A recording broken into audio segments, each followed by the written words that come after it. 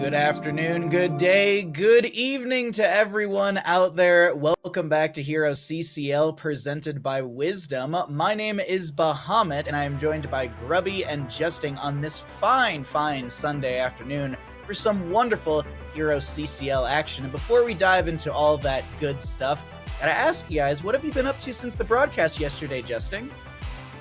Well, I went to bed real early. Not typical, I guess, for a Saturday night. I didn't do really any gaming, just kind of went to bed early and got up early. The early gamer gets the worm, so. Yeah. So of course you basically took everyone's Storm League points leading into today's matchups, essentially, right? Yeah, I'm setting myself up for success so that I can consistently yoink Storm League points. Perfect. And so, speaking of some points, Grubby, I did catch a little bit of your Age of Empires last night. Were you stealing some points this morning as well? Yeah, we're almost top 100 global leaderboards in Age of Empires 4. Pretty neat. Been practicing one faction. I'm gonna need to get a second account in order to play new factions because your MMR is shared with everything. It's kind of the same as in HoTS, right? You play Storm League, you're a really good tank, you want to play some ranged assassin, you want to play on the same account, suddenly you're kind of out of your depths in terms of level. And while it's not officially allowed to have a Smurf, Blizzard is very happy with it because you probably need to buy heroes again. Well, we can dive into all that detail at some other point, but what we do want to dive into right now is that prizing breakdown, because we have so much cool stuff for you all at home. And just to be clear, as always, with everyone, we got 60% of that prize pool going to the players first place, taking 35% of that first place and 40% going back to Wisdom to be able to create transitions like you've seen in the past with the little Batman transition, as well as the broadcast that you see here on Saturday and Sunday. Because of your support, we've hit $4,090.90. Please, someone get rid of that 90 cents. Just 10 cents. Someone give us 10 cents, please. But either way, if you would like to check out the prize pool and get rid of that 90 cents at the end, you can use _point prize pool in chat. And Grubby, it's always awesome to see this prize pool rising up because it not only incentivizes it incentivizes the community to, for the push for this amazing tournament, but it also incentivizes the players to really, really push for that first place spot. Yeah, the prestige of the tournament is always there. The name, the meaning, the emotional reward that players get, as I'm sure Justin can also speak to that, as having competed so much in HoTS. And me as a former competitor as well, there's a lot of emotional reward. But the financial reward is also nice and can be very important to motivate the players to try and do the best that they can. As as the prize pool goes up, the donation goes up, the teams stand to gain more by putting in all of their effort to try and get that #1 spot. So your support will directly help and support these players to do their best. Yeah, we really do appreciate all the support. As we've checked out some prizing, I think, Justin, it's time to check out some standings, because if anyone might have missed the end of the show yesterday, we did have a little bit of a change in the standings with a couple games that happened yesterday.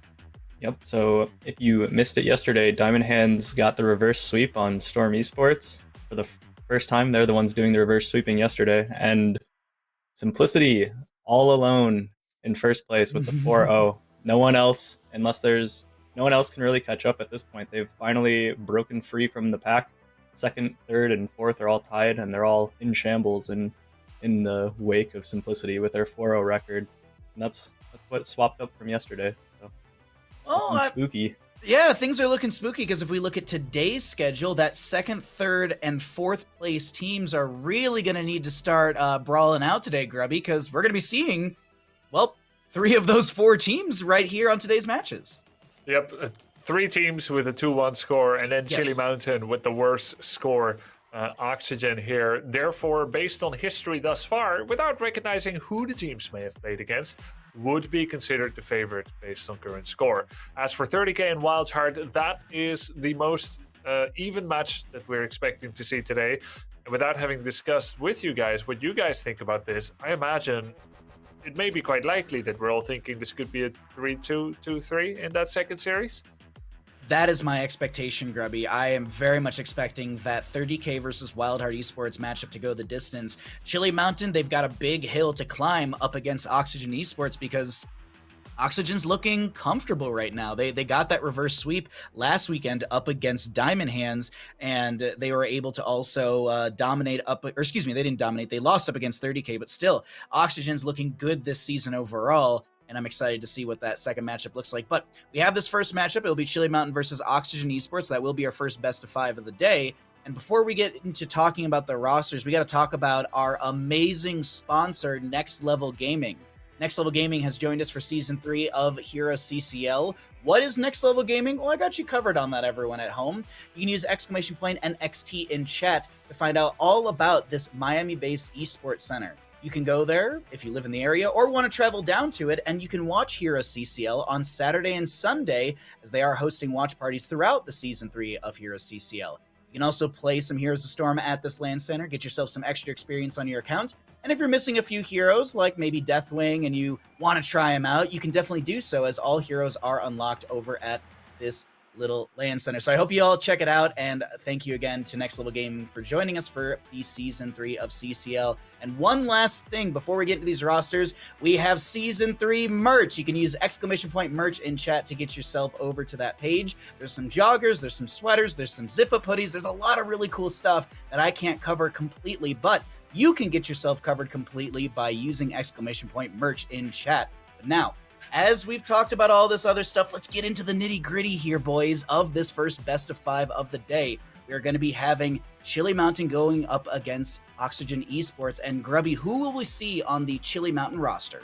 We've got Azerite and we've got Make. I feel like these two have been playing the best on this roster. Make with the great shot calls and the flexibility, and Azerite basically with just really high damage output while being extremely safe. And we've got Burgold, Max Passion, SMX, and Banana H, all great players as well. So far haven't been able to shine in quite the same way yet. Nonetheless, they are together, 5 fingers to a fist, Chili Mountain. And it's their together destiny, their shared destiny, to try and improve upon their score. It's all on the side of Chili Mountain as we look over at Oxygen, who have what I'm kind of expecting an easier matchup today, Justin, to be, well, blunt on what our records show. Yeah, Chili Mountain hasn't been looking too great in the past year, and Oxygen Esports has been looking pretty strong. They did make the change of tanks. Now they are running My Pal Vince in place of Red Robot, who went to Granite Gaming. You've got Draded on the ranged, Heavy playing the support, Madara playing the ranged flex, and Nazmaz playing offlane, and Pirate Rum potentially getting to play depending on, what situations may arise. But Oxygen is a team that, while they're a team that I think that by the end of the season could really be contesting for that first place, second place, third place spot. They're looking pretty scary, and I think we're all expecting them to come out and be real dominant against Chili Mountain. Otherwise, Oxygen fans might be a bit worried. This is a really strong roster, and last weekend we did, as I mentioned, saw that reverse sweep up against Diamond Hands, and I think a really big factor in this is this tank change. My Pal Vince coming in for the roster of Oxygen has been extremely strong, and I'm liking his leadership, shot calling. He really gained his voice throughout that series last weekend as well. As we jumped into the third game comms, he was really starting to make some more shot calling, and that's when we saw that shift in that reverse sweep. So we'll see if Oxygen can keep that momentum up against Chili Mountain, or if Chili Mountain can reinvigorate themselves getting into this series. And before we start talking about map here, I got to get your thoughts, Grubby, and Justin as well. I kind of want to get your thoughts before we get into all of this of maybe your expectation for this first series of the day. Well, I'm expecting Oxygen, if they want to prove that they've got what it takes to be top 3, top 4, if they want to set strides towards that, and I feel like they do against Chili Mountain, they need nothing less than a 3-1 here. Not just winning, but making sure that their map score is going to be okay as well. And that would be my expectation. Yeah. Justin? Yeah, I pretty much just agree with that on the map score. I think that Oxygen does want to show themselves as a real contender here. And Chili Mountain, if they struggle to fight Chili Mountain with the way that Chili Mountain's been the last couple weeks, I think that's going to be a disappointment for Oxygen. But at the same time, Granite Gaming did have a big rebound in the last week. You can tell that they're powering up, so we'll see if Chili Mountain is going to have a similar situation here, just based on taking those losses and learning from them. Granite Gaming did take a map up against Simplicity yesterday, and it was really, really cool with that boss invade on Cursed Hollow. But let's actually start talking about this map for this series, because we got that ready to go, and I can get everyone caught up as to how we got to Alterac Pass as the Chili Mountain map choice. The members of Oxygen Esports will win coin flip. There we go. They ban out Sky Temple choosing first pick priority for map number 1, and Chili Mountain getting rid of Dragonshire. Getting into Alterac Pass, it's a big macro map. This plays well into Oxygen. Do you think this could be a struggle for Chili Mountain, Justin? Well, Chili Mountain did pick the map. Well, I'm assuming that they have some kind of strategy prepared here. Excuse me. It would be it'd be a little weird to I'm hoping that they're doing this with an intent, that it's not just pick something that maybe Oxygen isn't comfortable on. Or because, Chili Mountain, historically, they haven't been looking the greatest, and I think that maybe we'll see, I guess, if they're devolving into resorting to cheese, or if there's something else going on here, because not a lot of teams, I think, really prioritize Alterac Pass as a map and open the series with it. Maybe it is a bit of a change in sentiment on the team. Maybe it kind of shows that they have made some changes, and maybe they're looking to find their identity. Maybe they'll be more of a macro-based team, but we'll have to find out. It's funny because I literally, I thought Oxygen had picked it because it's such an Oxygen map, even though I know I said Chili Mountain. It's just Chili Mountain in the past, they have struggled on these larger macro maps. They've shown better signs of life in something like Battlefield of Eternity, a smaller map where there's more infighting, team fighting. We'll see if this will be the case as we are getting ready for this first map of the day. Exciting stuff, and I want to get Grubby's thoughts as well, getting into this macro-based map. Do you think we could see some interesting picks like the Abathurs, like the Lost Vikings, or will Oxygen just come out and just play standard and try and keep their cards to their chest when it comes to unique picks? Yeah, I think psychologically, any team that picks this, in this case Chili Mountain, I think you create thinking and development space to ease into the best of 5, because the map is slower, so y'all get a chance to kind of warm up, make a mistake, and not have the game end instantly, and then get fired up and come back and win, if anything. I don't like opening with a cheese, because people are so fresh at the beginning of a series. Mentally, you're fresh. Your muscles, they're not warmed up. So people are weaker at mechanics in the first game of a series, but they're stronger at seeing tricks. So that's why I don't like Abathur in the first game of a best of 5 almost ever, or Vikings. It should be in the 3rd, 4th, 5th game where people are exhausted and don't see it coming. Was it? I'm trying to remember yesterday. Was it yesterday where we saw the Abathur in game number 1, Alterac Pass? Yeah, first game. Yeah. No, Sky Temple, first game. Oh, Sky Temple. Sky Temple, you're right. It was, sorry, I'm looking at all the wrong stats today. I'm all over the place, my apologies. But we are ready to go for our first draft of the day, and let's hear it, Justin. Give us. Oh no, please. Just what's the entirety of the breakdown? What's the draft going to look like? Who's going to win? Everything. Just lay it all out for us, please. I think Chili Mountain. Well, they did pick the map. I think they're going to struggle here. Oxygen is a team that seems to be always coming prepared. Even when they lose, it feels like they're not really getting completely shut down. It feels like they always come into every game with a strategy. They always have, it seems, pretty good drafts, if not winning drafts. And they always just seem to have a cohesive plan for each map. So I know that Avgast, their coach, really likes to tinker with things. And this is a map that I've heard from a lot of people. I maybe don't necessarily agree with this, but I've heard from a lot of people that they think that maybe there's some interesting things on Alterac Pass that have yet to be really discovered. I think I personally hate the map. I don't like it. There's mud everywhere and instead of bushes, and I don't really love the way that the objective works with the camps. I don't really like the camp idea of just taking that on cooldown so much. But I've heard that there might be some other tricky, weird ways, weird things to the map that we haven't really seen yet. So I would be a little bit worried for Chili Mountain, just based off of that alone. Oxygen might have something prepared on this map that might catch them off guard. I saw a long time ago a drafter. It was like a Hanzo, Tyrande, Junkrat, and they just could at infinite stall out the objective phases over the sidewall of their safety of their own lane. So we could see stuff like that, but no Junkrat in this game. And as we get into a couple picks, Grub, we got to get your thoughts here as well. Falstad has to be picked up now. Right wing, a totally fine pick. Can save people in a jiffy, but you've got to pick the Falstad. And Make Falstad, no surprise there whatsoever. the Haka coming in. So there we go, the 3 globals, super normal, super heads up. Stukov was banned as well, so very likely Oxygen was expecting the draft to go exactly like this once they banned the Stukov. I don't think that's any surprise. They get the best tank on the map, Anubarak. Hands down, best tank on this map. Lunara, top pick as well. I know we've talked about this in the past, but could you elaborate why Anubarak is the best tank on this map if maybe someone has missed this information? Any summoner is extra good here because your summons can hold the very low DPS grunts that defend the prison camp.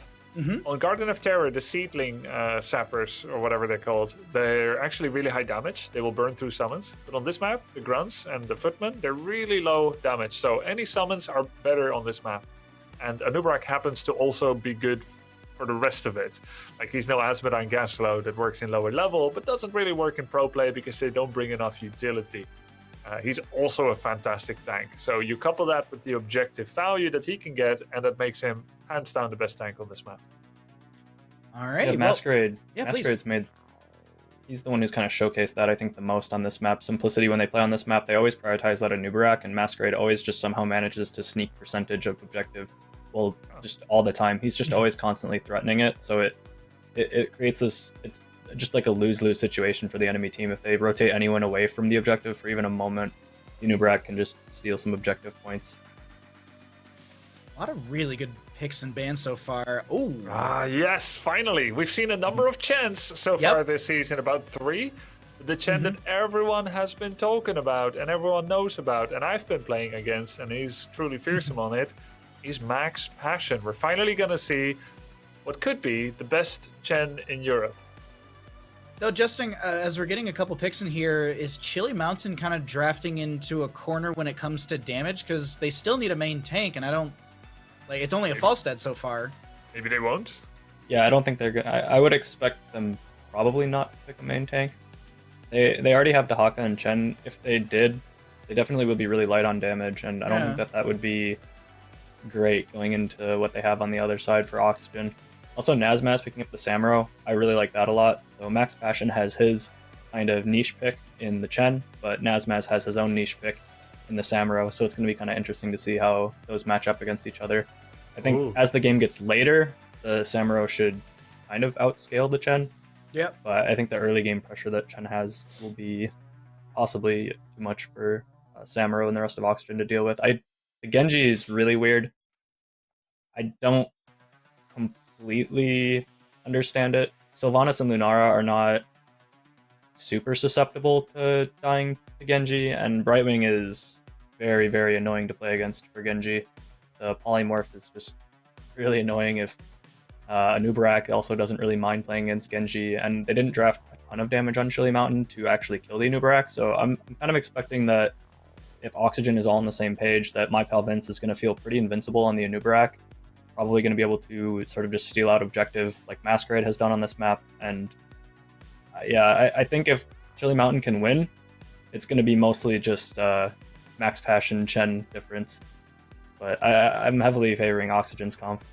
Do you think there's any point at all to having Chen be a polymorph bait while Genji stays out of battle? Like, do you think Brightwings can be baited to interrupt the drinking and then Genji comes in later? Possibly, but I guess that's mostly up to Heavy to get baited or not. I mean, Max Passion's good enough to probably try. I guess then the burden falls onto Heavy. Well, we'll see if what's going to happen with all the polymorphs right now. Justin, thank you for the breakdown. As always, we'll see you after Alterac Pass because we are loaded on in, and we got the members of Chili Mountain in the blue. We'll be seeing Banana on the Lucio, Max Passion on the Chen, Azurite on the Falstad, Make on the Genji, and Burgold on the Dahaka. Over in the red, we're looking at Oxygen Esports. We're looking at Draded on the Lunara, My Pal Vince on the Anubarak, Mater on the Sylvanas, Nazmus on the Samuro, and Heavy on the Brightwing. I'm heavily leaning into an Oxygen win on this one. There's so many factors, Grubby, that I love about this.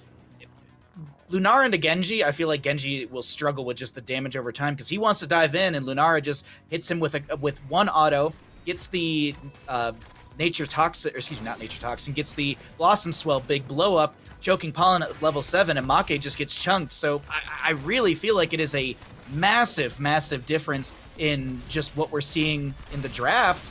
and potential outcome, but I gotta get your thoughts here, Grubby, as I've alluded to my thoughts on an Oxygen win. I think Oxygen is probably the favorite. I've actually not been super convinced of Samuro picks, even by Samuro Masters. Really? Even though Samuro does have summons as well, his images perform the same duty as what the Nubarak does in being able to start capturing the prison camp, or freeing the prisoners, while the grunts are still alive without having to kill them first. So it is interesting. It's another tech pick that helps, just like a Nubarak, but unlike a Nubarak, not exactly meta. Always this Dark Horse, not always able to dominantly deal his damage against enemy players, like in as relevant and bursty as a manner as others. So speaking of Samuro's role, who would he be attacking? He'll be trying to attack most likely Falstad. I think it's not really valuable for him to like focus Chen or Dahaka. Genji and Lucio may be too fast for him, so he'll just try to wait for Falstad and attack him. But I fear he may be outmobilized. Everyone on Chile is either too tanky or too fast for him to stick to them. Well, That's I fair. could be proven wrong. No, I absolutely agree with you. There's that mobility factor from a lot of these heroes on the side of Chili Mountain. I do like the idea of the Way of the Blade and level 1 for what I could kind of see is Nasmus. He's not trying to win the lane, but what he'll do is maybe weaken the Chen, lower that armor. Madara comes through with my assumed mind control, and then a Nubarak comes in with some chain CC, and they can lock down the Chen and burst him that way. I feel like that there is this, as I think it was Justin alluding to in the draft, I feel like the early game won't be super strong for the Samuro, but in the late game, I think he's going to be a big factor in the victory for Oxygen. At least that's my expectation in all of this. We do have our first objective phase announced. It'll be up and available for contest in 27 seconds. A lot of good pressure into the mid lane as Dahaka in top lane is getting dove right now. He does have the Lurker Strain, pops that immediately, gets the drag onto Vince, and Vince is going to be able to just pop his Hardened Carapace and be able to just walk away. Did go Bed of Barbs at level 4, so he doesn't have that extra zoom speed with the Shed Exoskeleton. Yeah, really trying to enable and peel his Sylvanas and Lunara. Well, in terms of talent picks, we have a lot of quests here on the side of Chili Mountain. Quests can be nice if you value their reward in longer games, because, well, Alterac does create longer games, so you're more likely to get the payoff there that you need. In terms of the early game, Oxygen already did a lot of damage on the mid tower, and the mid is most important on this map in the first 10 plus minutes. Well, I mean, you're already on the topic, Grubby. Why is that? Is it because just the waves crash faster? It's like when you try to fall back and defend after you contest the objective. You've got a safe haven. When those towers are gone, opponents can dive you without any problem. Those towers being dead means that you could take the second objective easily as the attacker without someone poking over the wall from the safety of their own fort walls. And that's what I was talking about in the draft with that Junkrat, Hanzo, Tyrande composition I've seen in the past, utilizing that safety of your fort to be able to poke over the wall. So that's why I was, because I think a lot of people, they were like, yeah, mid lane, you just want to be able to force the null camp, but there's more factors than just the null camp, as we actually see. Blood. I tried. Tried to get it just in time with you. We got First Blood, though, coming in onto the Sylvanas from the side of Chili Mountain. That's got to be a big bolster in excitement for this team. Yeah, exactly. Chili Mountain gets the First Blood here. They are 1-2 in score. I think they're 1-2, and Oxygen is 2-1. So Oxygen, bit of a favorite here.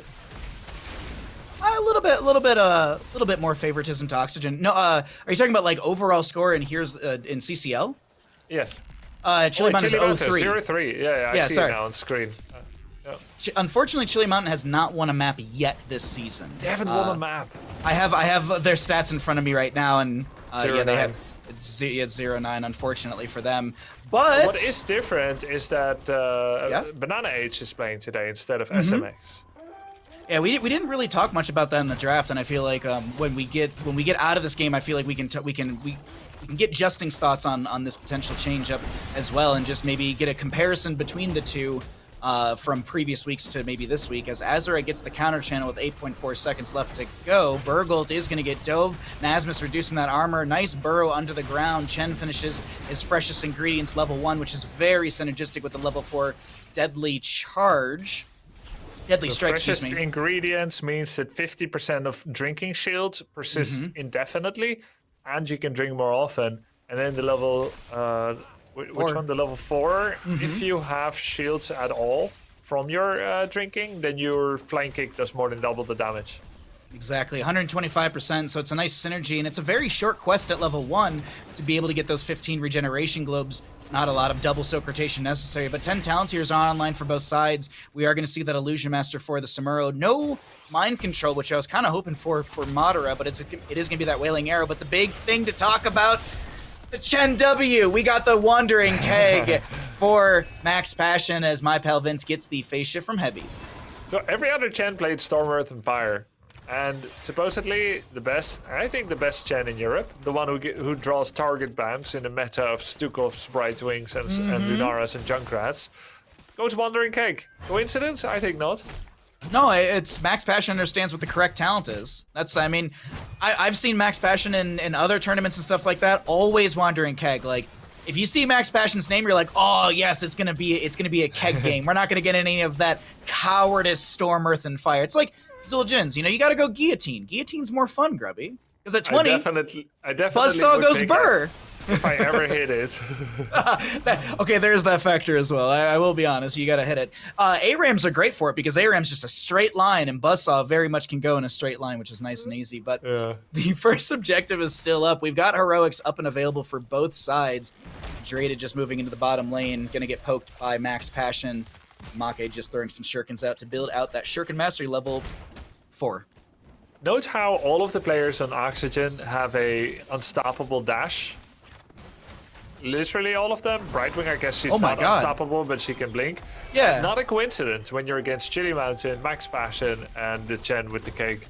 That is actually a really good point, yeah, because you get leaping strikes from Lunara. I'm assuming she'll go abolish magic at level 13 because of just the super good value of it. We talked a lot about it yesterday, and we can break it down further because this objective phase, Vince is trying to maybe get the channel. No, he goes in for the fight. They're fine with giving this objective phase over. X-Strike comes in from the Genji. My pal Vince gets the phase shift in time. He had like a pixel, maybe one actual literal HP, and Burgult comes in looking for a drag. Won't be able to connect. There is a Wandering Keg onto Hebi, blocking him into a wall, but Hebi's A-okay to be blinking away onto Vince. The fight is pretty much just moot, flopped, and we see the Alliance cavalry moving into lanes. But Chili Mountain is fighting a lot better, maybe, than we expected. It's totally I'm glad. even, 1 kill apiece, and they get the first objective. I'm glad about it too, because it means we got a good series on our hands, ladies and gents. This is, I mean, and I think I feel like it's rude to say, but our job is to look at the stats, look at the facts, and apply those to what we're seeing. And yesterday when we saw Simplicity up against Granite Gaming, I was kind of thinking Simplicity was just going to dominate, and it'd just be a one-way fight the entire series. But here, it's the same situation. Chili Mountain is putting up a fight into Oxygen, and they're not just going silently. They're really, really trying to make some noise in this series, and I'm liking it. I'm rallying behind Chili Mountain. Even though I'm believing in Oxygen for this game, I still rally behind them for their potential win or potential first series. It's just a big hill to climb, realistically. Let's see how much damage was done to the forwards. Nothing to the top forward. Mid, only the gate down, and bot 70% of a forward. As Falstad gets absolutely dusted by Vince and Draded.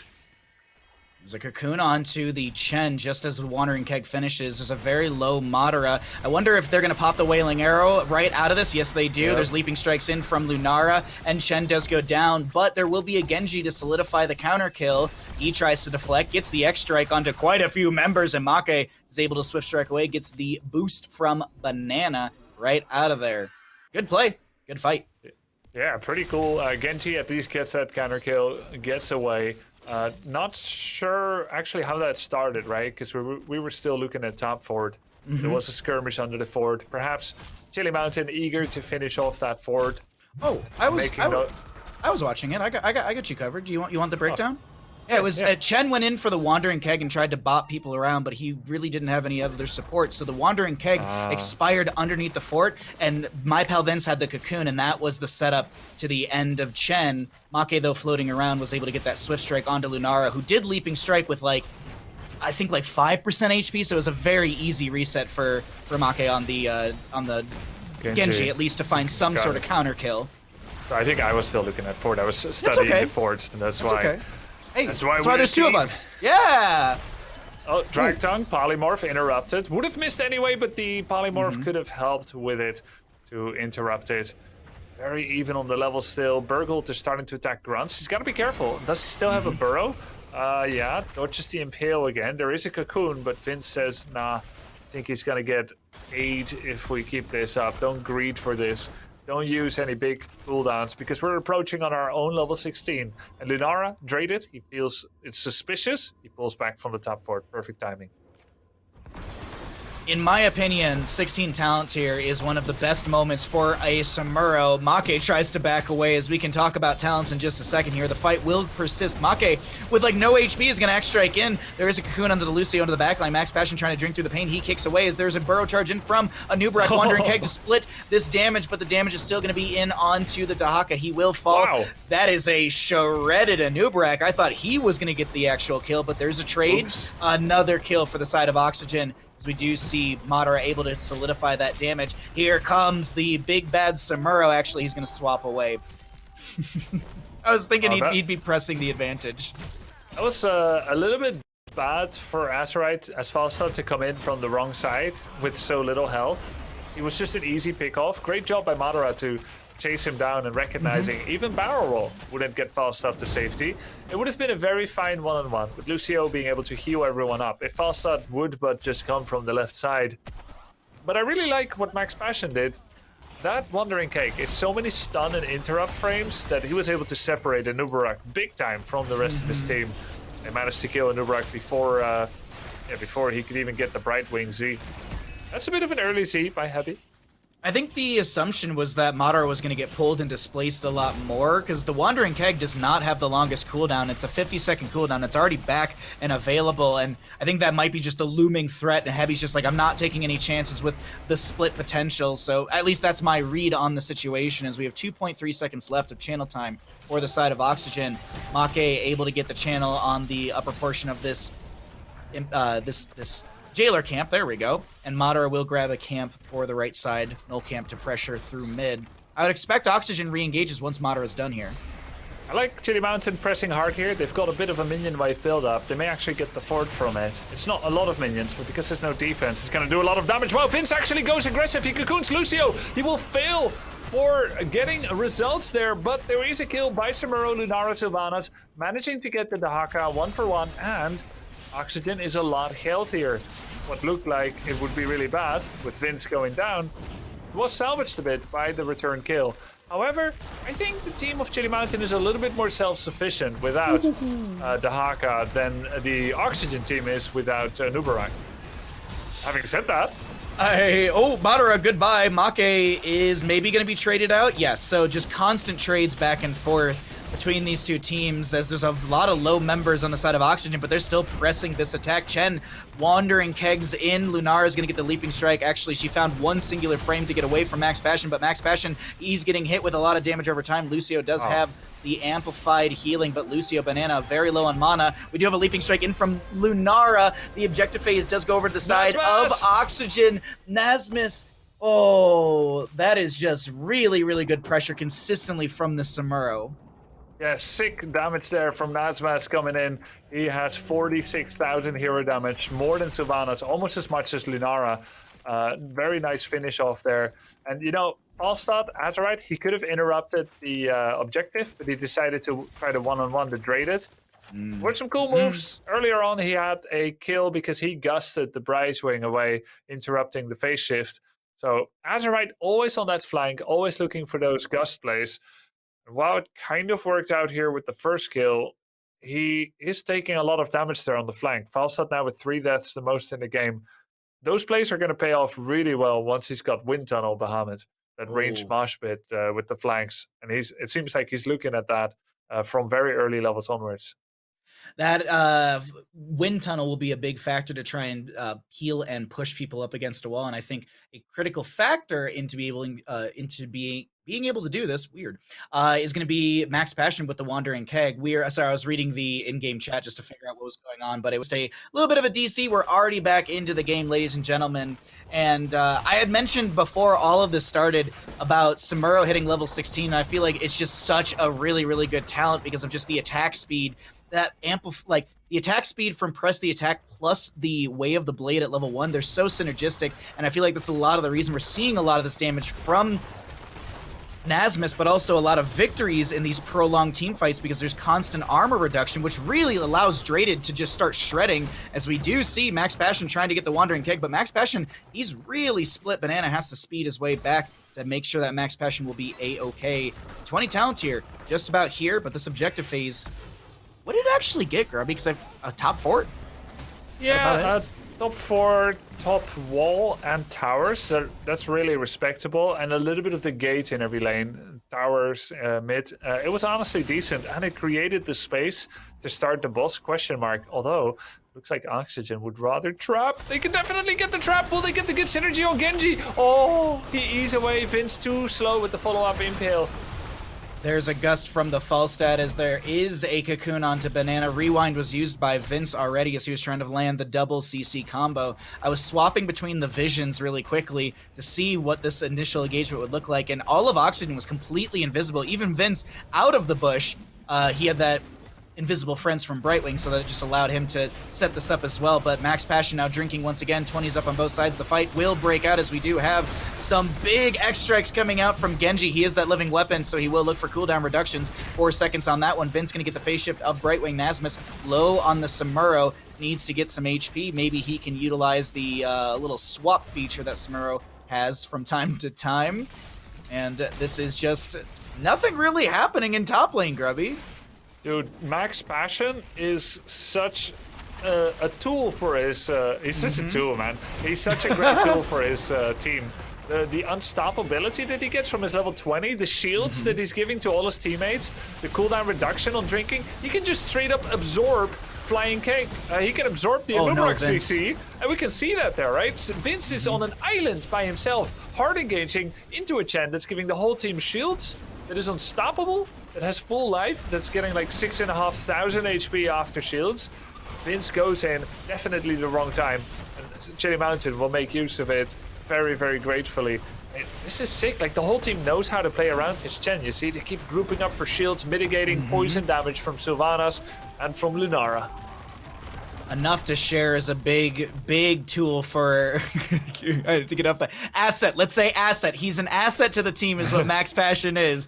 But enough to share. This has been really, really helping out because you can almost get 1,000 shielding from that one. And that's just allowing burst mitigation value. The objective is going to be stalled out. Samuro will try and clear things out in top lane. There is going to be Burgled just pushing back against the Samuro, but he throws a clone towards this Dahaka, who does have the brush stock available. A little bit of stun onto Nasmus, but no big deal as Banana and Maki are trying to clear out these jailers. Fun fact, the jailers don't respawn, so you can kill the jailers initially, get the free channel, and then the jailers will start to respawn once you actually start getting this channel, as you see one of those grunts respawning right now around the Alliance camp. But a little factor, if you want to play this objective phase slower, you can kill out those grunts and then maybe get a camp from mid, and then jump back to this while the enemy team is distracted in your own games. Madara trying to get the stall, and I don't I don't know if there was actually a stall from Genji, but still the jailers had it. And a little Wailing Arrow, and I think that's it. Yeah, Wailing Arrow came out from Sylvanas.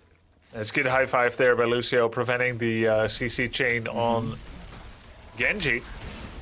Max Passion continues to shield and peel for his team. Maha, do you know every how many seconds a grunt spawns? No, that one I don't know off the top of my head. I just looked at it for the first time carefully, and it's like 5 seconds in, another 5 seconds in, and it's like one grunt, then 2 grunts. Huh.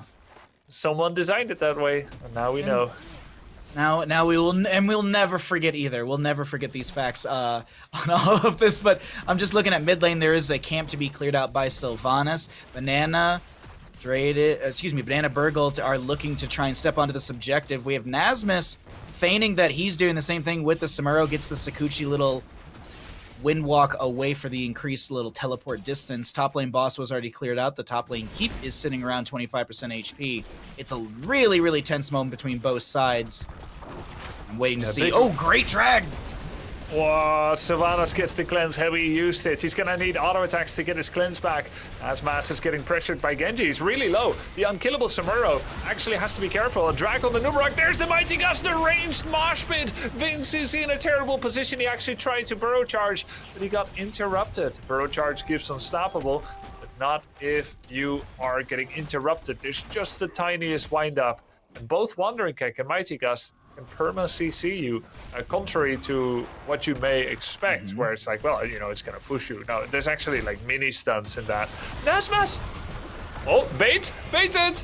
Great Wow. bait. Great bait from the side of Oxygen. They get a counter kill into the Chen, but Banana and crew want to make sure that the subjective phase will go over to the side of Chili Mountain. Phase shift onto Madara. Nasma's going for the counter channel. We do have Burgle getting chunked right now. Polymorph comes through. There's a leaping strike from Lunara as Banana is trying to speed his way out of this X strike from Genji. Buys a few seconds. There's 1 second left on this timer, and Genji cannot get another stall onto all of this. Madara activates the Haunting Wave, chasing down this Genji. Draded using the Leaping Strike to close the distance, but Draded can't check the right bush in time. Make will get the Hearth out, and the objective should go over to the side of Oxygen after a fight like that. Azurite gets chased right now. Nasmus applying some good pressure onto the Falstad, and this is a Falstad forced to barrel roll away. I had like 1 point about the fight on the right-hand side, and that was just Banana had such a good high five because it actually mitigated the cocoon that was thrown onto him. I saw like the cocoon being thrown. He gets the high five just in time to just mitigate So nice. any sort of CC onto him. Really, really cool, but I'm beyond impressed with Oxygen turning around this moment. I thought this was an objective phase to go to Chili Mountain. I thought they were going to be pushing in, and I really thought Chili Mountain was going to be starting to take down the first keeps of the game. Oh wow, they're actually going to use Mighty Gus to get the interrupt. There's a high five actually on Genji, who was channeling. They stop it at 3.1 seconds. I thought this was a done deal. Same, I did as well. High fives coming out from Lucio. He's got that mixing fire from level 20, so keep in mind, he also can high five enemy heroes on the side of Oxygen, reducing the healing they take by 50%. Yes, hi. What's up? Huge wave at the top. Oh, I know, I Huge just wave. looked at the minimap too. Insane Massive build up. The way that that works with those Reaver minions, the catapult emplacements, replacements.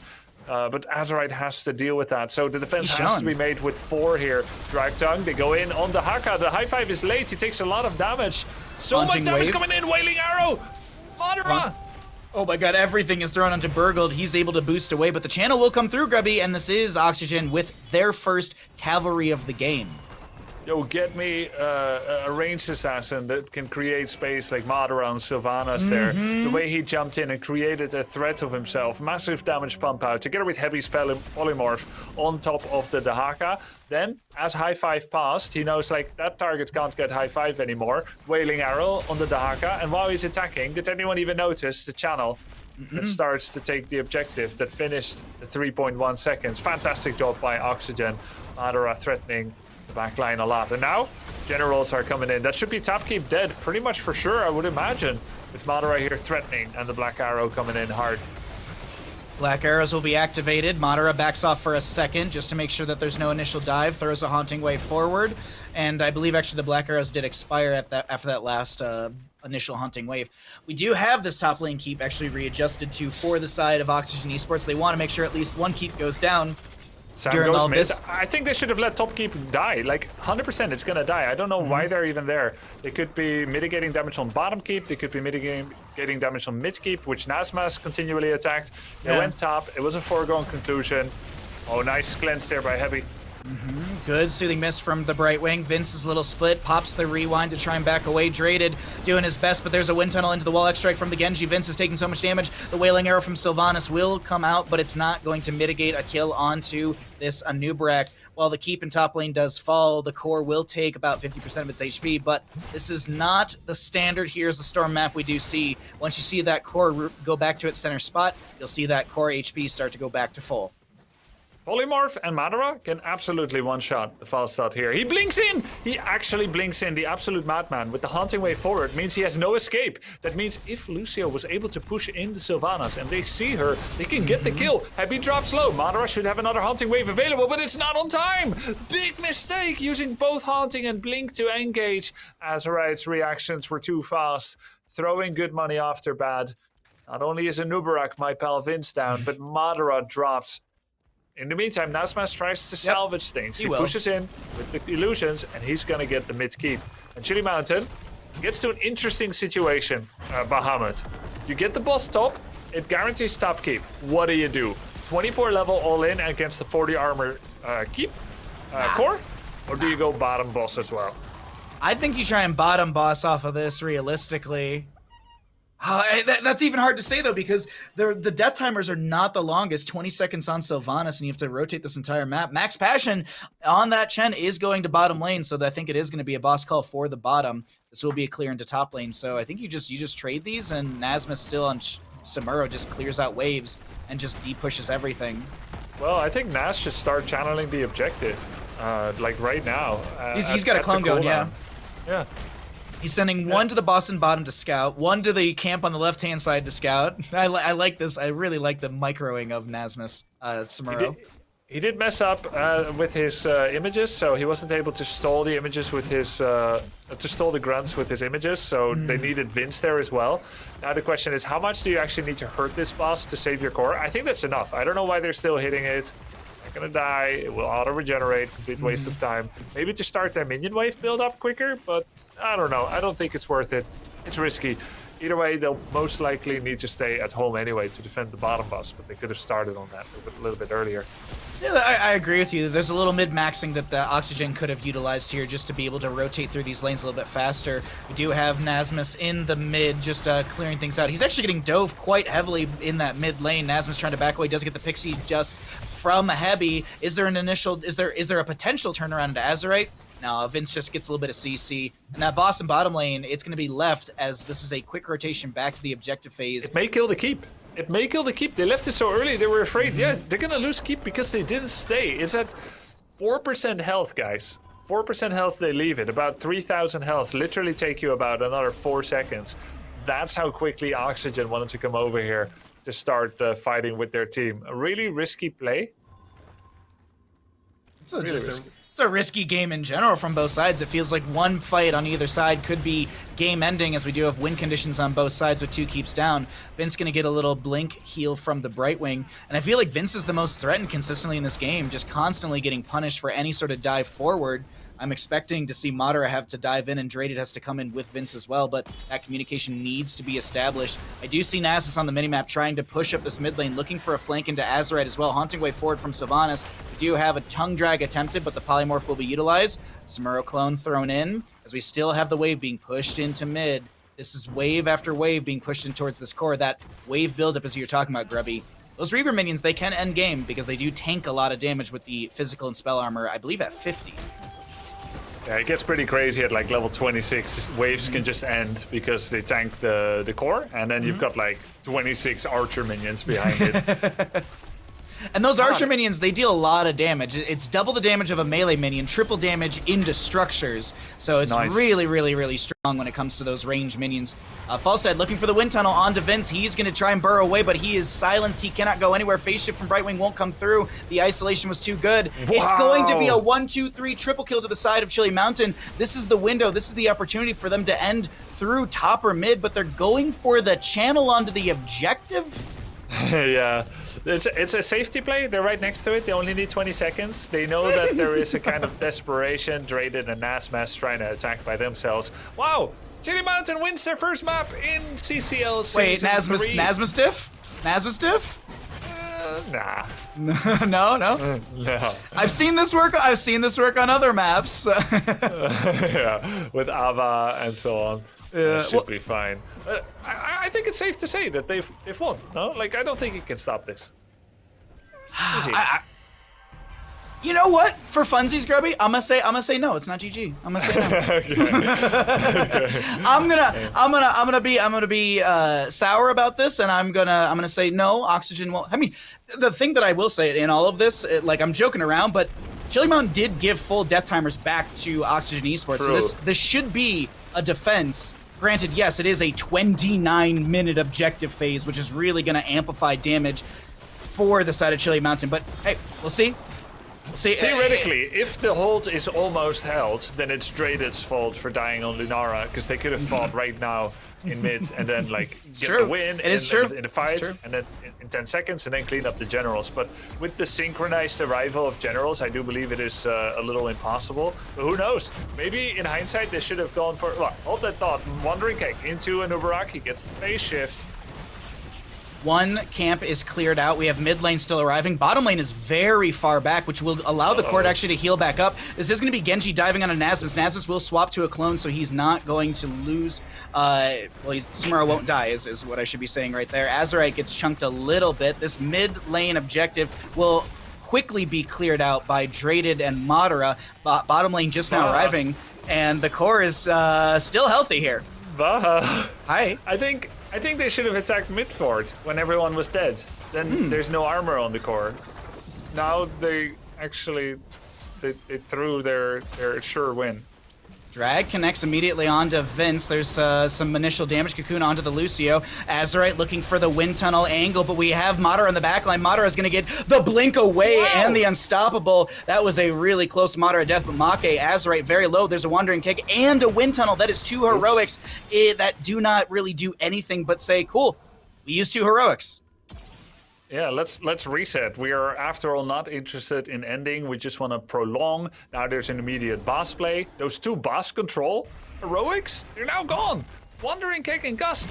And we need to have Chili Mountain instantly go either for core or top boss. Actually, I believe you can go for core right now. But let's go for top boss, then defend. You've still got the keep buffer. And, well, of course, I'm not biased at all. I don't think that... I don't think Chile needs to win. Like we can also call this from the perspective of Oxygen, where they did a great job to defend. They go for the boss. They need to rush because they got the boss earlier. They can burst through the keep and they can try and go and end now. Oh my god, are we gonna core race on Alterac Pass? Is it gonna be 10-0, like 0-10? Did the Chili Mountain just throw like a sure win? They were 5v1 in front of open core. They could have gotten keep. They could have gone core. If they lose this, it will be such a sour moment for them. High five on Genji. Wandering Kick on the Nurak.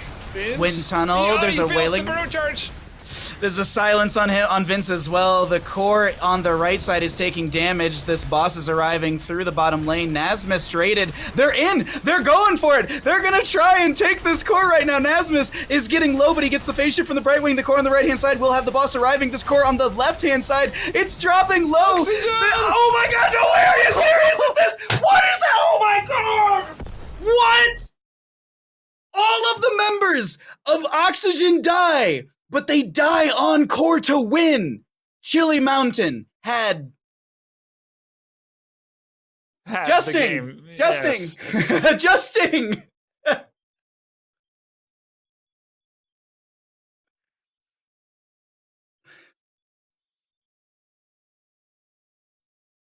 Happen on other maps. That was really cool though. That was a weird thing. You get the base race at the end of the game. Really exciting to see a base race like that, and for Oxygen to actually pull it out. Chili Mountain, they really hate winning. They had their 3 for 0. They missed lethal with 50-second death timers on 3 members. They choose to go for the objective instead of just straight up going to core and ending the game. That was their biggest mistake by far. I mean, yeah, I would describe that as missing lethal.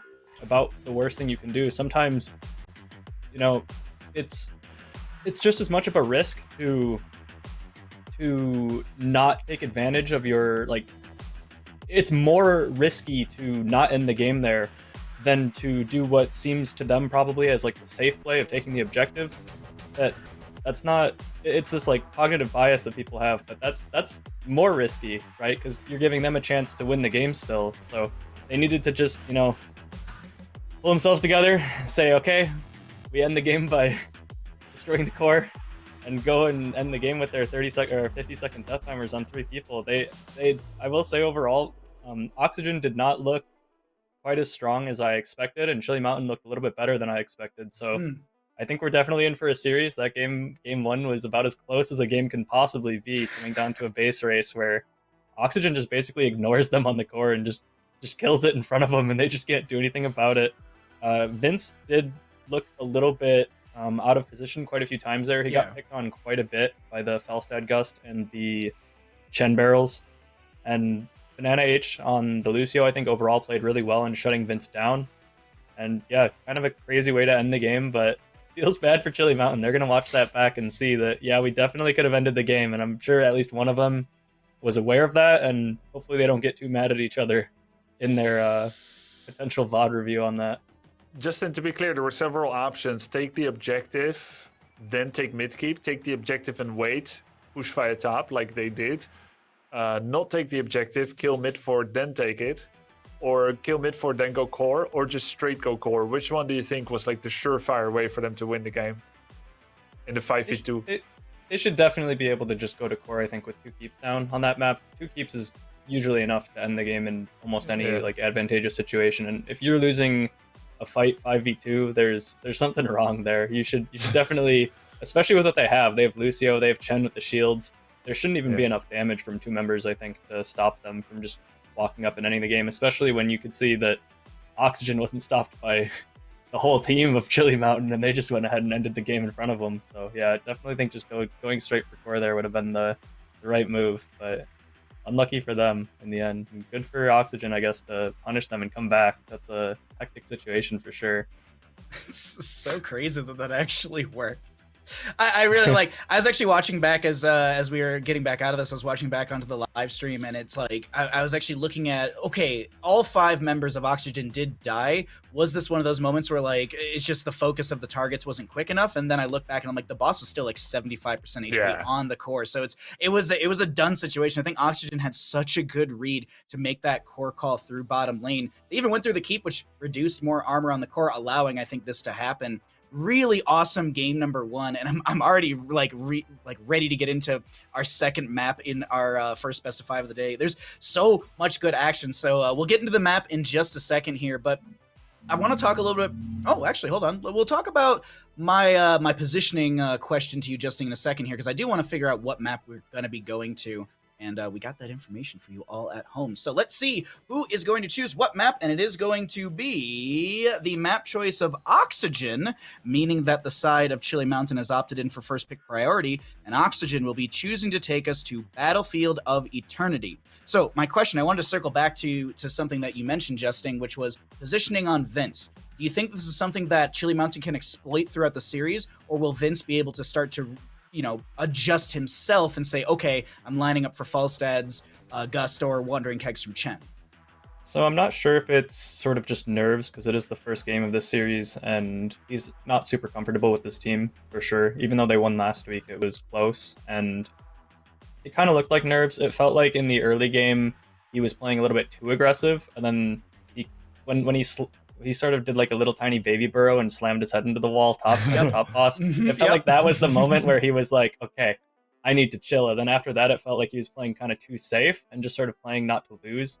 And I think that sort of passivity actually was what kind of got him in a position where Chili Mountain could just sort of easily kind of just push him around, do what they wanted with the Gust, with the isolation from Dahaka and the barrel from Chen. It felt like there was maybe a too overeager and then too passive, and Chili Mountain just really punishing that. I'm hoping that they ban Chen though for Max Passion, because he did look really, really good on the Chen. I think Oxygen's making a bit of a draft mistake by giving it away to him.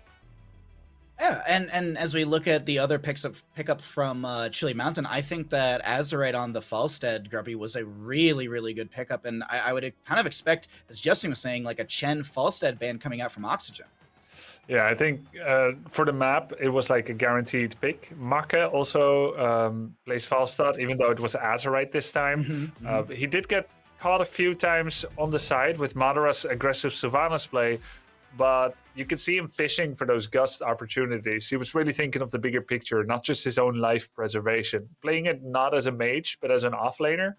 And yeah, pretty much every Mighty Gust guaranteed 1 or more kills. Oftentimes on Anubarak, he must feel like he's getting targeted quite a bit by these normally team wiping heroics, and now just being used for him because once they kill a Nubarak, that's like half the battle done because he's bringing so much CC. But yeah, I think Valstad ban is possible, perhaps more likely on a little bit of a bigger map, or for Oxygen to grab it themselves. But the Chen, that's the special tech pick, and it will say much whether Oxygen will ban Chen now or not. I'm waiting here to find out if this is going to be that Chen ban. But what else? I mean, what else do you think we could see here going into Battlefield of Eternity, adjusting from either side? So I do like the Lunara for Draded. He looked really good on it. For most of the game, he was just really, really safe. There wasn't really any moments where it seemed like he was inting too much. There's the Chen ban, which thankfully they banned Chen while also having Hogger and Blaze being banned. It's a lot of offlane bans. Mm-hmm. And so Dahaka is up. Urel is up, so you'll see maybe a pick, or maybe earlier rotation pick onto those, either Urel or Dahaka. They're both still up though, so I don't think that either team is going to feel too bad about what offlane they get if they get either of those. And Oxygen does play a bit of Li Ming. I think both these teams definitely can play it, so I wouldn't be surprised to see either Li Ming, Hanzo priority, and possibly out of Nubarak as well. But a Nubarak, as we've seen, he's really good against the most standard compositions possible, but whenever you throw anything that's even close to a double support into the mix, he seems to struggle almost always. Yeah. And that's kind of his weakness, is that he has a very obvious playstyle that he excels at, which is cocooning the support, and then your team combos for a one-shot on somebody. Mm-hmm. And if they have anyone else who can prevent that from happening, any other secondary support, it completely falls apart what he wants to do. And you definitely see that a lot of these Anubaraks look lost when they end up getting drafted into that. They think maybe, okay, well, when we pick this in scrims, we just one-shot people and it's really easy. I don't know what to do now, there's not a whole lot you can do. You are better off being a Murden or something else at that point. So it's them not picking up the Ural, though. I do like the Oxygen banded away. I think that is very, very good, and I think maybe taking a bit of an advantage of a draft mistake from Chili Mountain with all these offlaners being banned, not picking up the Ural there. I think it's really greedy. It's good on Oxygen to punish it. So in the conversation of double support, could we see something like an Anduin Uther, like a main tank Uther, and then you have Anduin for the Yoink as well for any sort of burst potential coming out from Chili Mountain? Uther Anduin for Oxygen to mitigate Chili Mountain's single target burst potential. I don't think you typically want Anduin and Uther in double support, just because, so when you draft double support, you want to typically draft a saving support and then a sustaining support, and Anduin, of all the supports, is kind of like in between. He kind of does a little bit of both. I think Anduin works a lot better as solo support. You can play at double support, but it's not great because he doesn't quite have the same sustain levels as a Brightwing or a Stukov or a Deckard. Okay. But he's kind of like a weird hybrid of Uther, and he's sort of like an in-between, but in general, yeah, when you're drafting double support, you want to have your save and then your sustain, and he's kind of doesn't quite fit into either category, really. He's more of a save, so it's kind of like having two Uthers, sort of. Okay. Ooh, somewhere in the world, McIntyre's very happy, Grubby, because we do get to see the Green Giant in Thrall, and then a Lucio once again for the side of Chili Mountain. Double support, Stukov Lucio, pretty sick. So it takes 4 offlane denials for us to end up with Thrall. That's interesting. We should have more 4 offlane denials. Let's see how our 5th choice is doing here. Vince still needs a tank. Would it be a Stitches to break apart with Gorge, this double support comp? It's going to be Johanna, okay? Johanna, not sure how I feel about that. You do have healing reduction at level 7 if you take it, of course, so maybe that's a little bit of a choice, but I gotta get maybe, Justing, are you seeing the path of victory for Chili Mountain with this draft? Yeah, so for the first time here, I think that Chili Mountain might have it this game. I think that they have a pretty big draft advantage. This isn't the best map for double support. There is a kind of unique playstyle you need to play with double support on this map. You don't really get to just play the poke like you normally would want to. You sort of have to push the enemy off of the Immortal and play for more of a 4-1 split where you have 4 people just really aggressively pushing past to defend while the one burns solo, or you just send 5 and kind of force them off the Immortal. So it's a more difficult playstyle for Chili Mountain in that sense. It's not as straightforward as just poke like you would normally see. But Oxygen's comp, I don't think that they have anything that necessarily counters double support, and Stukov in any double support composition is really, really strong. And Lucio also provides that saving quality, like I mentioned. Like he has the high 5. I'm expecting to to see, which kind of saves people from one shots like an Uther would. So yeah, I think Chili Mountain might actually have it this game. I have a feeling. Also, I like the Thrall on this map. Alrighty, well, we got Justing's breakdown. Thank you so much, my friend, as we are loaded on in to Battlefield of Eternity. And on the left-hand side, we will be seeing Chili Mountain. Lucio, played by Make, Max Passion on the Anubrek, Burgult on the Thrall, Banana to play the Stukov, and Azerite will be on the Li Ming. For anyone wondering immediately, it is going to be Echo the Elements Thralls, not Crash Lightning. I know you had your hopes up. Oxygen in the red, we're going to be seeing Draded, played by Lunara. Draded, played by Lunara, absolutely. MyPal Vince on the Joanna, Mater on the Hanzo, Nasmus on the Dahaka, and Hebi on the Anduin. I'm really, really torn on this one personally, Grubby. Like, I'm not sure. Because, like Chili Mountain, like, that last game was just such a hard defeat, and I know double support's really difficult to deal with. I feel like Oxygen has the tools to be able to kind of see through this double support composition. So I'm going to lean into an Oxygen win. I feel like they've got the skill set, they've got the know-how, they've got the idea of how to counteract all of this. But what are your thoughts on all of this draft as we are waiting for our first big engagement as Make almost dies on top? Yeah, I'm curious to see how Make's Lucio is going to be. He's taking quite a bit of damage there already. Banana H played Lucio fantastically last game with 159,000 healing, only 1 death, 4 last hits, and 57,000 hero damage. Pretty insane. Let's see how Make does it. Now we have Banana H on the Stukov. Vince actually doesn't have Iron Skin anymore. There's the puddle. He takes a lot of damage. The mini yoink by Heavy just to make him dodge the magic missiles. Well, as Anubrek is defending against Dahaka and Hanzo. Hanzo, not the best pusher. Now, Hanzo just doing his best to get those level 1 scatter arrows, but I mean, still, Grubby, what do you think of all this? I gotta pick your brain on this one. I think, Hanzo Lunara means, and this should be noted, that Oxygen has the better objective orientation. They have the better focus on the objective, better damage. But the double support, especially the quality of the two supports, Lucio Stukov, means that Chili Mountain probably has the better team fight. Also into Johanna. So team fight versus objective. What tends to win? Battlefield of Eternity. And I think the objective is actually relatively strong when you look at all maps. So I think Oxygen has the tools to do it. It's just going to come down to, I think, the point that you made very well, Grubby, is it's the team fight factor. Because if Chili Mountain starts stepping into Oxygen consistently around the objective phases, then Oxygen might struggle as they might lose a player for here and there. Another dive attempt into top lane. Heavy going to get hit with, actually it's Draded to get hit with a lot of damage. Once level 13 is achieved, Banana's going to have a real fun time with this Virulent Reaction. At least my assumption it's Virulent Reaction with the combo that's already being thrown out consistently from Banana. Yeah, it is definitely possible. I mean, he could go for the full resets as well. We gotta think, do we need extra lockdown from Stukov after Anubrek and Thrall? And I'm wondering if maybe the answer is no, just because there is Anduin. So if you layer CC after CC after CC and you're planning to layer it, then you could be interrupted by Anduin's yoink.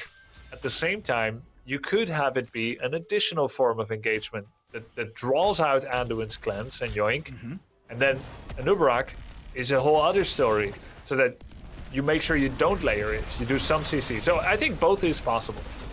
I love the lurking arm at the target location of Anubrek's burrow point. Nasmus trying to jump in the backline, does land a drag on a Max Passion. Vince very low, Madara as well. Thrall still pushing up the top lane as Dahaka will brush stalk into the top to try and dissuade the Thrall from clearing out that fallen Shaman camp any faster. Bottom lane, Anubrek trying to do the same thing Thrall is doing, or at least Anubrek's doing, Dahaka's doing, excuse me, by forcing this bottom lane up, but it's going to be quickly cleared by Oxygen, and the objective going to be burned down by Chili Mountain. Nasmus delaying everything out. He does have level 4. I was going to say, he does have Hero Stalker, but you can't press your Burrow or your Essence if you're silenced.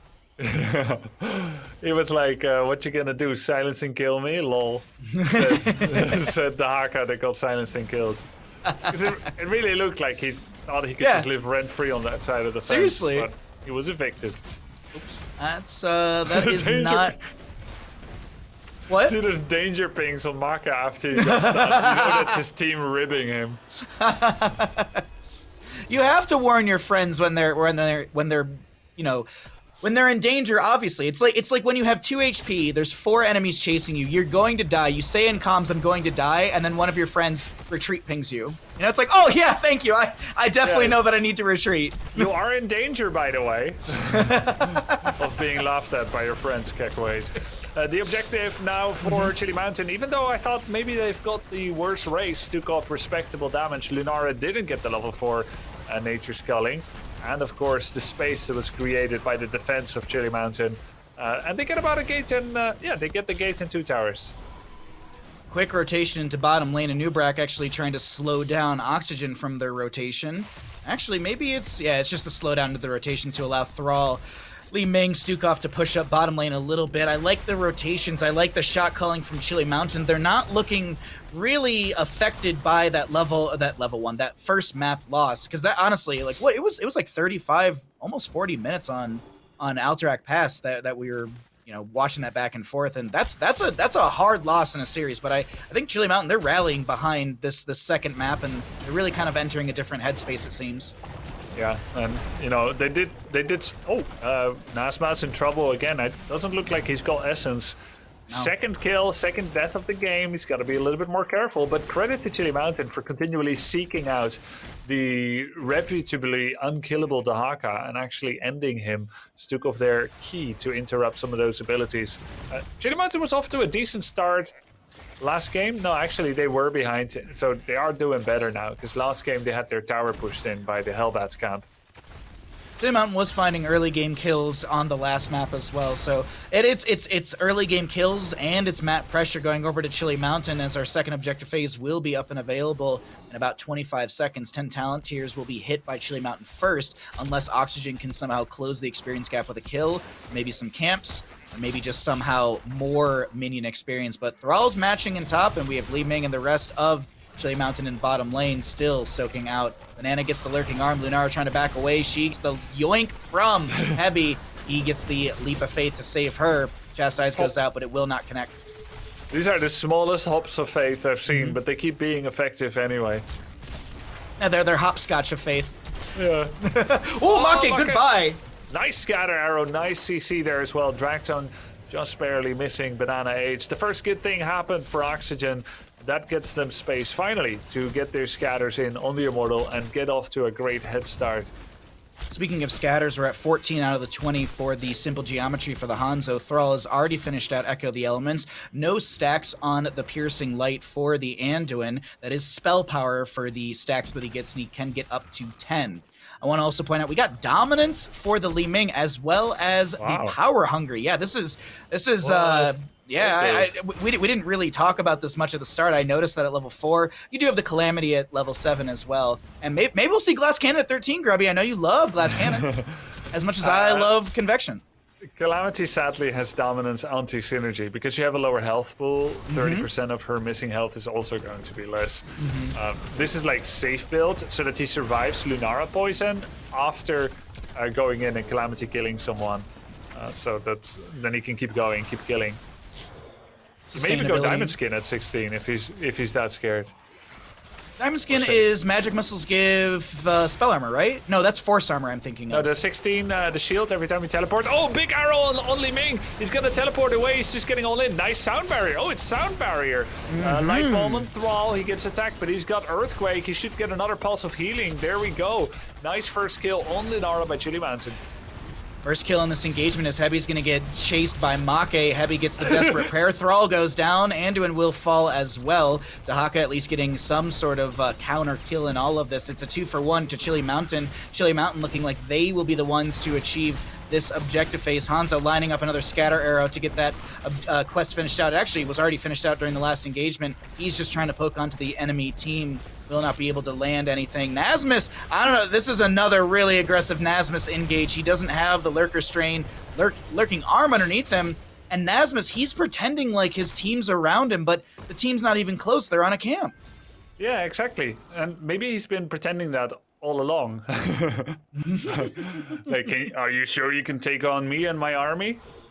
It's just him Said and his man with no army. Yeah, but the implication of it is like, yeah, I'm being aggressive. I'm setting this up for my team. You have a very good point there. and they do leave him alone. You know, he's buying time. This time, trying to sell the illusion again. Chili Mountain doesn't believe it. He has Burrow up and available. I'm surprised he hasn't pushed them. There it is. Li Ming Wave of Force comes through. Silence would be there. That's a lot of time. Oh, a little arrow. That's a lot of time spent chasing the Dahaka, which does allow Lunar to clear out the Immortal in bottom. And I mean, okay, the Immortal will find the fort. No, it's going to be most of the fort going down here, like 10% left. But this is an offset fight with Dahaka down. It's 3v5 in the top lane, and Madara gets the agility over the wall. Yeah, great job by Chili Mountain securing these things. The bottom fort is nearly dead as well. Killing Dahaka again. There's the root on Johanna. Again, the mini yoink from Heavy. Again, effective. The wave of forces have been good by Azerite to push people back in, but Heavy keeps saving them. I'd be surprised if he doesn't take the second yoink at level 16, as they have been key to keep people alive. What we haven't really seen yet is like a nice Blessed Shield deletion, and it's not that easy. Hanzo needs someone to be next to a wall, and then there's Sound Barrier and Pustules, of course, pathogens to heal people up. Thrall going down. Burgold suffers his second death of the game before he got Immortal stunned. This time, it was Blessed Shield. As we talked about it, there it is. Good job, Oxygen. There's also really nice isolation from Nasmus applied to the Thrall, so he wasn't able to use the Earthquake. He wasn't able to get any of his Frostwolf procs to get self-healing to allow the Anub'arak to re-engage. So just good collapse from Oxygen. We'll see if they can continually do that. I think the isolation is going to be a big factor for Nasmus to land, because that's going to be critical in a lot of these team fights to go over to Oxygen. Contagion at level 20 with the spread potential will be a good factor as well, so long as the targets are grouped up. And we are kind of seeing that. A lot of Chili Mountain members do need to group up in the sense of spreading the healing pathogen or staying within the range of Lucio's circle of healing. Nice finish off on the fort there. That's 4 forts against 2. See if there's any damage on the top tower. Yeah, half a tower down.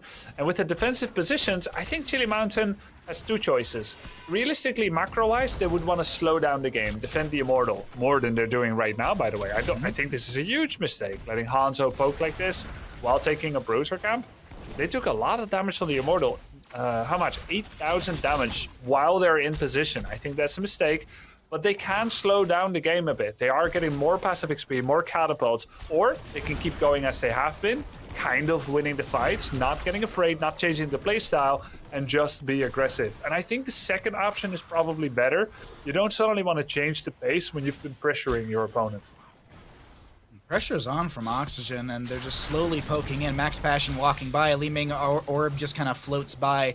Dahaka will show him bottom lane. That should be the green light for Max Passion and crew to go in, and you see that immediately. They start to rush in with the speed boost of Make. Draded trying to poke out from the far side.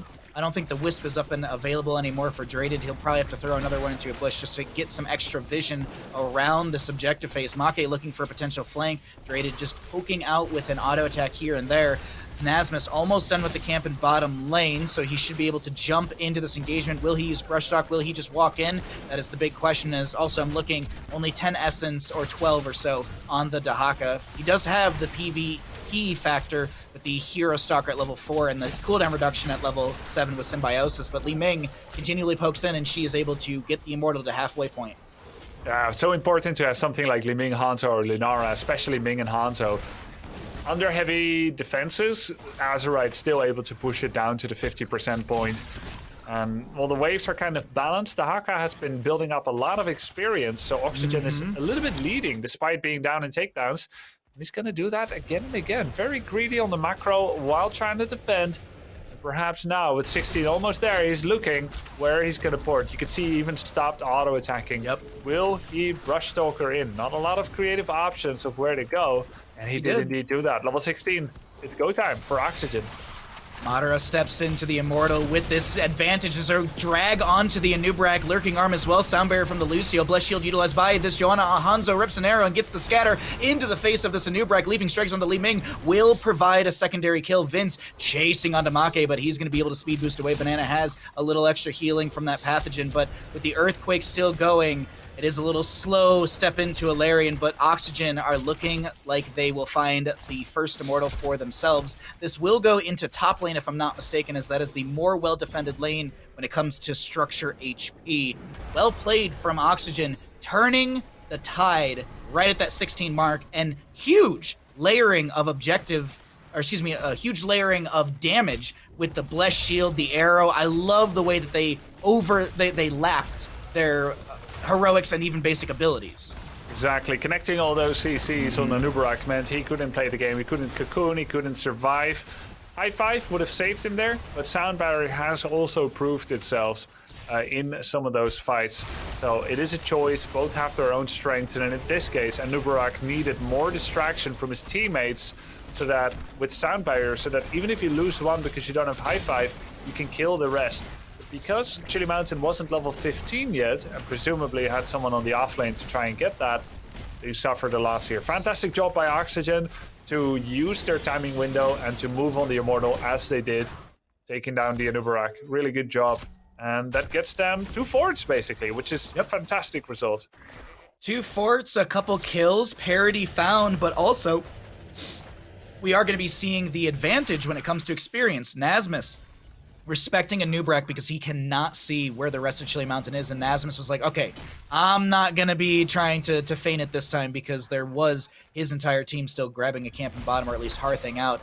So just respect from Nasmus. I do like the play coming out from him. We do look at Joanna on the left-hand side of our minimap. She is looking for a massive flank. Here comes a drag. There's a light bomb as well. Anubarak is going to get shredded. Bless Shield comes out from the Joanna. There's an isolation connecting onto this Lucio. The Earthquake comes out from the Thrall. Make so very low, does go down. The scatter arrows are ripping around as there's a wave of force into Nasmus, but he doesn't care. The chase is on to Burgled, who pops the Wind Fury, and I think this is Oxygen calling for a quick call to go bottom lane and end game, because we just saw 1, 2, 3, 4 kills to Oxygen. Nope, Lunara's going back, moving in to keep, moving back to her own keep, to keep back her own keep. Now finally going for keep again. A lot of indecision that's going to cost crucial seconds. Will Oxygen pull a Chili Mountain and not end? Or will they be able to actually... Oh no. It's too much. Too soon, but Okay. I think they're gonna get it. It's okay. They're gonna end this game. There's not enough defense. 2 healers and a tank. Good job, Oxygen. Did you just see the mid-air leaping strike yoink? Okay, yeah. Draded, Nasmus, they're still on core. This is actually a really slow core. Oh, because they want more kills. They want more kills. But, well, some want more kills. Some want the game to be over. But it is going to be Oxygen taking game number 2 on Battlefield of Eternity.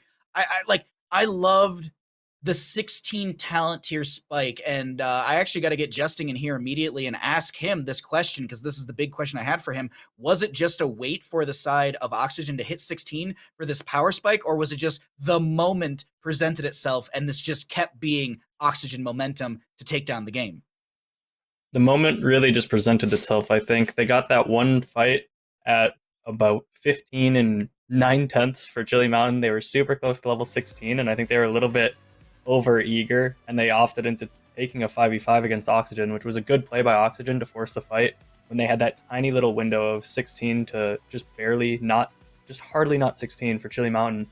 Up until that point, up until that one fight where they got the 2 picks for Oxygen, it was pretty much felt like Chili Mountain was in control for most of that early to mid game, and then just 2 huge team fights for Oxygen really just completely shut them out. The first one was it was on the 3rd Immortal, and Chili Mountain was really controlling everything up to that point, but just a little bit too cocky, a little bit too aggressive, not respecting that 16 advantage, thinking, oh, we'll get 16, it's fine, it's just a sliver of XP away.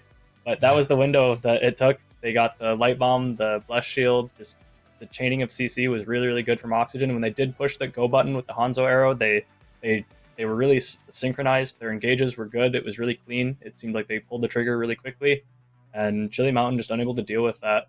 I was a little worried too with Make, seeing that Make is playing the Lucio. That's a pretty bold thing to do when you have Banana, who just played Lucio in the previous game, having your flex player play the Lucio. I'd say Lucio is by far the harder support to play in the double support. And going beat drop, I was kind of worried that they were going to be in trouble until 16. And Oxygen got that fight right before 16, so they didn't have any super strain on Stukov. If they have super strain on Stukov, those engages don't work because you're just basically healing them each time you stun them with the level 16 from Stukov. There's no cooldown? No, I actually just That's read the why it's a tooltip. There's counter none. That's crazy. Yeah, It just says every time. yeah, that's why back in the day, picking Diablo into Stukov was horrible because you would crush them into the wall, and that would stun them twice into the flip into the stun, so you'd effectively heal Stukov or anyone you comboed when Stukov had a heal on them. So it was really annoying to play against Stukov as Diablo back in the day, and that was like a common thing when he had the percent damage, and it still is. It's still annoying to play against. But and then in that last fight, Max Passion on the Anubrak was way too far from his supports, so he didn't get that super strain value, and that was kind of the beginning of the end for Chili Mountain there. It was such, like, I said it in game and I'll say it again, like the way that Oxygen just, it's not overlapped, but they just like perfectly lapped their basic abilities and their heroics with the Blessed Shield, the arrow from Hanzo, even the Light Bomb from Andu, and it was just well communicated, well played from Oxygen. They are up in this best of 5 series. It's 2-0 as Oxygen are on the precipice of taking a 3-0 up against Chili Mountain. We're going to take a short little break. In that break, I encourage you to hit ! Prize Pool. Because of your support, we've hit $4,145. I keep seeing that number go up today. So thank you everyone at home for supporting HeroesCCL and for checking out that prize pool. As I said, we're going to take a short little break. When we come back, we'll find out if Oxygen can close things out in a 3-0 or will Chili Mountain rally and start their reverse sweep potential. Don't go anywhere. This is HeroesCCL presented by Wisdom.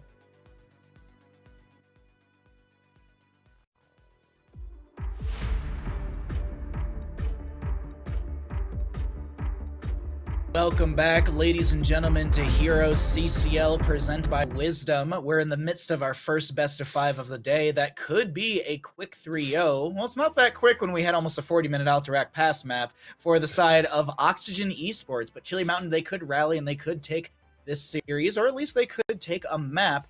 My name is Bahamut. I'm joined by Grubby and Justin. We just had a nice little break right there. We got to stretch our legs, and we are getting ready for our third map here. And I believe we can find out what map we're going to head to in a second here, because I'm excited to get into this next draft. I'm excited to get into this next map and see what is going to be happening between both these teams. It's a really exciting series so far because Chili Mountain did rally, and we're looking good in maps 1 and 2. It's just that Oxygen, they figured out exactly what was necessary to turn around the map, or it was just one of those just blunders on the side of Chili Mountain. So after 2 hard map losses, we'll see if we'll see if Chili Mountain can start to rally in this series here. But it is so exciting to see this matchup so far. So I got to find out where we're going to for our third map. I want to know. I got to let everyone at home know as well, as it's going to be the Oxygen map choice of Volskaya Foundry, meaning that Chili Mountain has opted for first pick priority. We go from one long map to another one here, Grubby. Yeah, it's funny that when you're 0-2, you will be like, you get to pick which map. I don't know. I feel like map matters. You could be a lot stronger or weaker on certain maps, and I personally, maybe I lack experience because I didn't play competitively HoTS myself. Maybe first pick is a lot more important than I value it, but I would imagine that having the option to pick between 5 different maps, when you only have one potential loss or win to work with, map would matter more. But they're giving away that option. Oxygen takes them to Volskaya, which means, that's literally their most comfortable map here in this matchup against Chili Mountain from the 5. They feel like it's least cheese prone, the game goes long, and they think they make a higher percentage of quality decisions than Chili Mountain. And so far, based on the games that we've seen, I'd say that's true.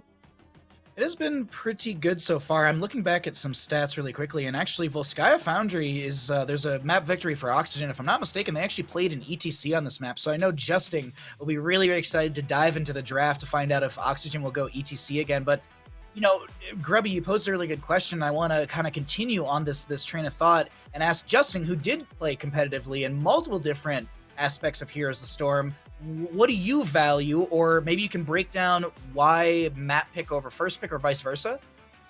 So in general, it does feel like all the teams kind of prioritize that first pick.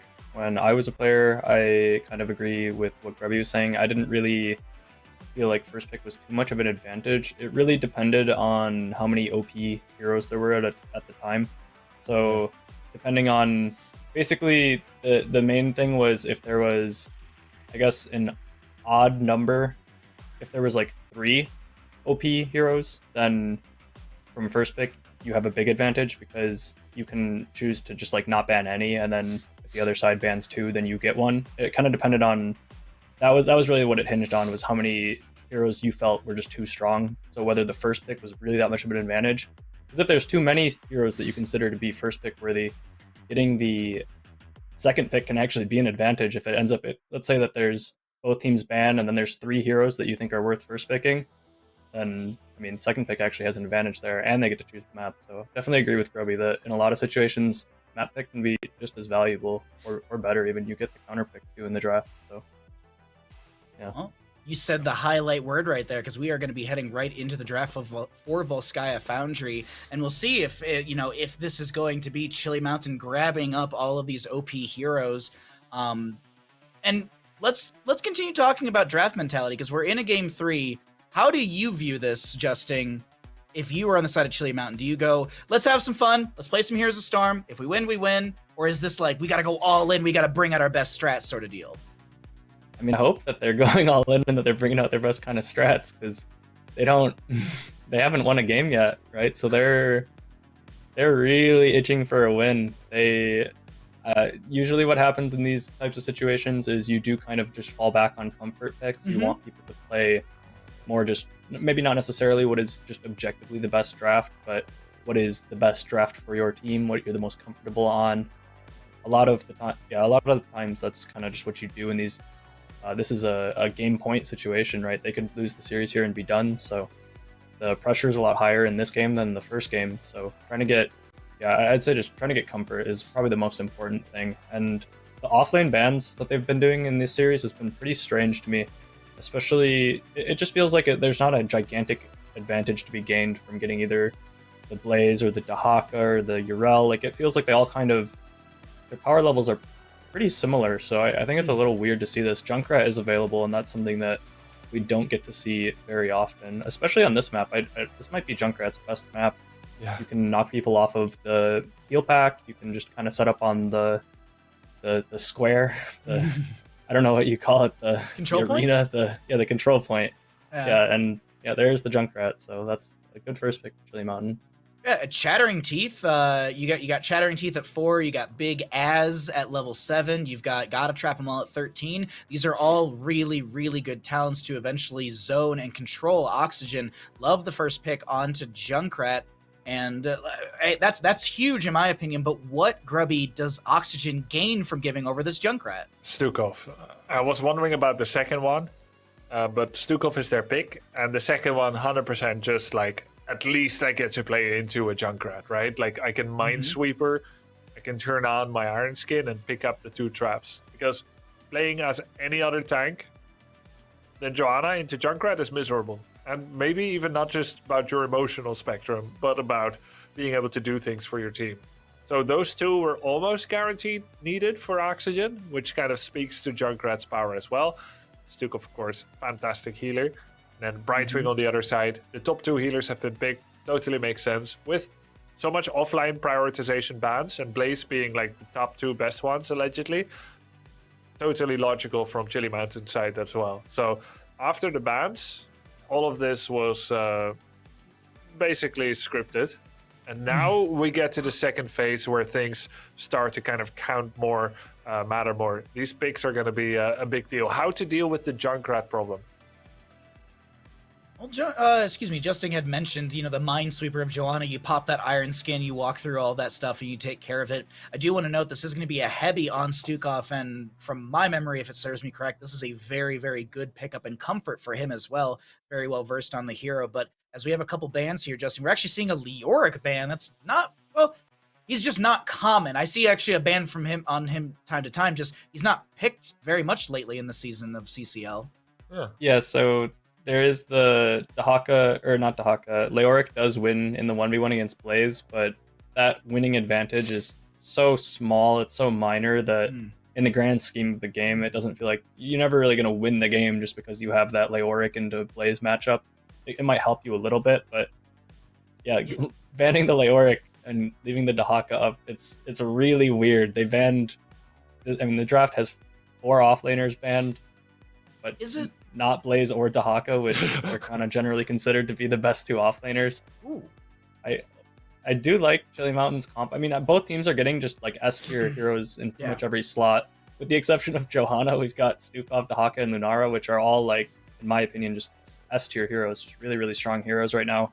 And on the side of Chili Mountain, they also got it with pretty much all their heroes. Stitches is the only one that we don't see a ton of, so the tank's not necessarily picking the biggest priority. Medivh here, it's really weird because Medivh has very, very few counters, and part of the reason I'm kind of surprised we haven't seen more Medivh is because Junkrat is pretty much permanently banned.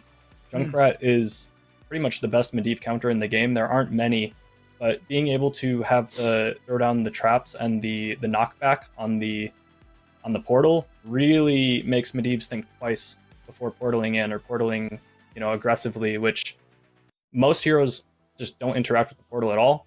Junkrat makes Medivh say, maybe I actually can't portal in ever. So I don't necessarily like the Medivh pick. It also doesn't work too great with Johanna.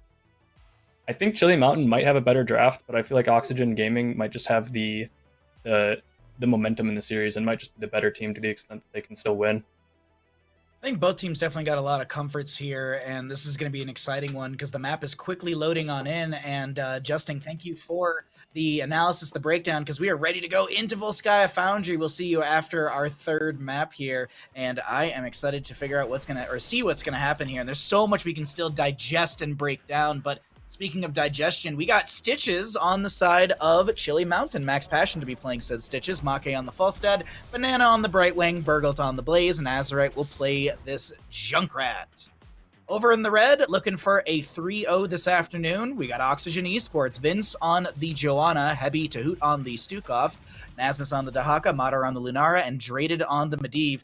It's hard for me to vote against a Medivh, Grubby. I understand and I absolutely agree with what Justin's saying as well, because there are a lot of good counter factors of this Junkrat, but I think Draded has definitely got his finger on the pulse, if you will, in this matchup. So I'm going to lean into an Oxygen win. They do have this Lunara again. There's some comforts in the Stukov, and Nasmus is warmed up on his Dahaka. It looked a little shaky at the start of the last map, but it definitely came into fruition towards the end. What are your thoughts getting into Volskaya Foundry?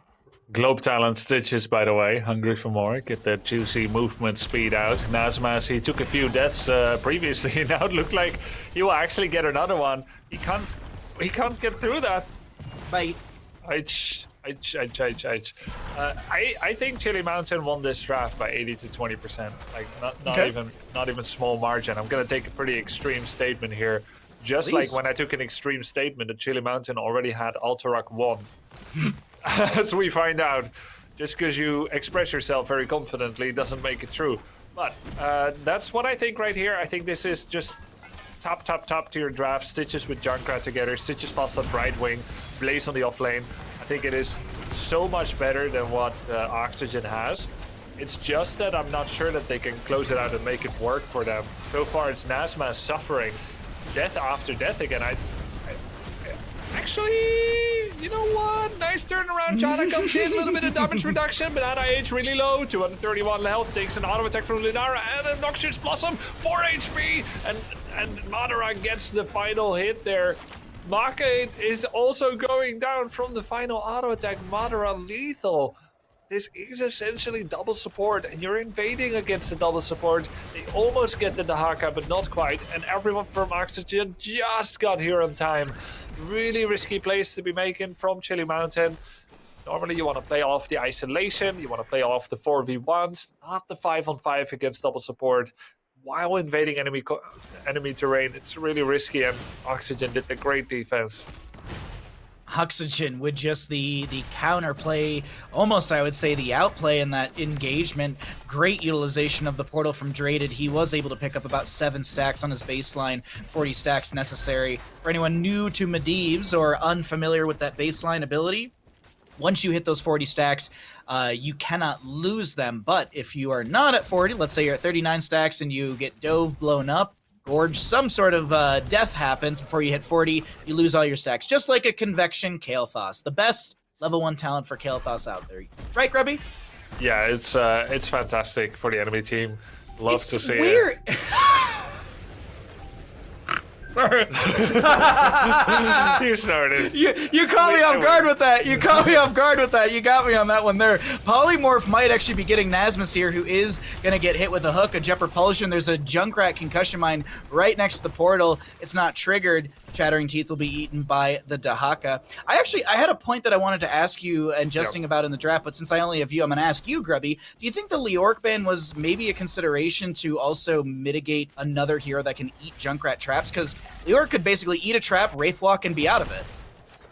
Yeah, Mei can do that too. It's very different because they can't move with that unstoppable while picking up several traps. So both Mei and Leori can take one trap. What Johanna does is 2 traps. Yeah. Yeah, it is possible that they thought of it like that. He is a good trap bait. Oh. Good face shift from Banana in the top lane. Madara almost had the damage over time. Finn stepping in, getting chunked by the hammering from this Falstad, already at 25 stacks. You know what I have to also say, Grubby, and we don't talk about it a lot. Falstad's, there's been a lot of change in the Falstad priority into level 1 or his talent builds in general. When he got the changes into the auto attack, the frequent flare at 1, he was, that was the only build, but now it seems like it's only hammering. And a lot of these Falstad players are doing a phenomenal job of building up these level 1 stacks. Oxygen's also doing a phenomenal job of finding a 3rd kill in this game into Stitches, utilizing the biotic emitter on this objective face point. Yeah, but to be honest, if you go back and look at that, I know we don't have replays today, but just use your mind's eye, use your memory. What was Stitches really doing there? He was dancing. I mean, Stitches doesn't have a great kit when he's melee. He was just dancing in front of 3 to 4 people. Max Passion there. I don't think he's doing the best tanking here, sadly. There was nothing for him to be gained. All he was saying is, I want to stand on this point. But then he doesn't have someone that can really jump in. I don't think there was any goal to be achieved with it. And it was not a good death, to be honest. He is back now. He's kind of doing the same thing. He's looking for a hook. And, hook into trap is great, but the situation wasn't there. Now, level 10 is nearly reached. Oxygen is going to gratefully make use of that gap to trigger the overtime. They've got a turret here. Nice hammerang there on Madara by Maka. Standing on the point. Nasmas comes in. Drag Tongue. Polymorph interrupts it. Dave getting separated, hook goes out, but it won't connect. Another 14 seconds onto that potential. Brightwing will get the phase shift onto Burgle, but Banana on said Brightwing is very low. Overtime will expire, and the big bag Triglove will go straight into bottom lane, because that is pretty much the priority. And Grubby, there's a lot of priorities for Trigloves. Why are we seeing bottom lane mostly in CCL? So after a lot of experience, this is not something you can figure out on day 1 or even maybe year 1 of a map. In general, depending on, I guess, how quickly people find these things out. After a lot of experience and a few changes, you realize the 1st and 2nd protector never get keep damage. And the 3rd protector can either get keep or even threaten to go for core, depending on how the game is going. So this is a concession towards, all right, let's start working on that most important lane, because the 3rd protector spawns in the bottom part of the map. Then you've got the most direct route. Nice leap to Haka. You've got the most direct route to the bottom keep. That's why they're going bot. We have seen in the past the priority, and I feel like a lot of us do this in our own Storm League, Quick Match, Unranked, whatever game you play, game mode you play. Usually you win control point A, you go to top lane, you take down the fort front wall on the top side and go for well to make sure that you can get a objective B easier. What is going to be easy is the portal forward and another kill over to Oxygen, who have bolstered their experience almost a level lead over the side of Chili Mountain with these later game kills. Yeah, exactly. That's how people used to play it. You win the 1st objective, you want to try to set up to win the 2nd objective, but then over time people realize that the 2nd objective isn't even good enough to take down top forward, even when you get it. Plus, the 2nd objective is so far to the north, whereas the 1st one is central. Now, look, here's the thing. If you're going for the central objective, you've got a relatively short rush distance to go top or bottom to respond to enemy side lane pressure. But the top objective, B, is so far out of the way that if you stand there and you check your watch, how long do I need to stand on this point to channel the objective and to get it? People can side push your bottom lane. The distance to get there to respond to that, to defend something that's more imminent than a delayed objective, it's too great. So you cannot heavily lean with 5 players into top objective. And even when you do, you will lose bottom forward, and your protector isn't strong enough to take down top forward in a 5-on-5. This realization has led people not to set up the B objective with their A objective. So they're using A to set up C, which is bottom. The question is, if you get B, do you also go bottom to set up C, or do you just take it kind of as a throwaway, where you're like, well, we'll just do whatever we can with it because bot is too far? I think it's probably the second one. Oh, that bunker perfectly timed. Oh. Lurking arm, portal forward. Lunara goes in. She finds the kill, but Lunara's taking way too much damage. She will lose a fortification camp and all this. Falling sword from Joanna comes through. Vince taking a lot of damage. The phase shift from the Brightwing will come through, but it's going to be mitigated by the Leyline Seal. Joanna doesn't have falling sword. Is there an iron skin? Protection status will be utilized. Portal, Gorge, what are they going to do? Vince is still in all of this. Lurking arm is on the ground. Vince does go down to the Brightwing. Nasmus came in, and there's going to be an Emerald Wind to force this back. It seems like everything is falling apart for Oxygen. Yeah, well, this chaos is being managed great by Chili Mountain. They went Emerald Wind, which means we're going to get repeating winds at level 20 every 5 seconds, an M wind for normal mana cost, which is fantastic. There was so much CC there. Just to eat in, Max Passion said, hold on. I'm going to save Stukov for dessert. This is appetizer. We got our dinner here. And then with the hook on Stukov. All of that started with the kill on Burgle. Remember? He was poisoned, went into the bunker, came out. Stukov greeted for the poison kill with the, not poison, for the lurking arm kill. And it almost got him. And because it just didn't get him, everybody went in. Linara goes in, lost her turret, didn't even use it, secures the kill. And then it unchained the sequence of events that makes Oxygen shame-faced red on their cheeks. It was a nice 4-course meal for the side of Chili Mountain, with Joanna just eating a steel trap over by the fort safely. We do have Medivh scouting out. He's got 19 stacks on his baseline Arcane Rift. Graded playing slow and safe on these stacks right now, floating around the enemy heroes, but will not be utilizing any sort of Leyline Seal steal. Not like it's not a boss on a map. But Banana hanging out on the top objective, rising in that percentage, 75% and more. Falstead on the bottom of our map. Okay, he's just playing a safe rotation, as I think there's just going to be an invade onto this camp. No 16 talents here from Oxygen, so they're just going to eat the objective phase. Yep. Typically what happens, and now we're going to see what does that objective do. Does it get a fort?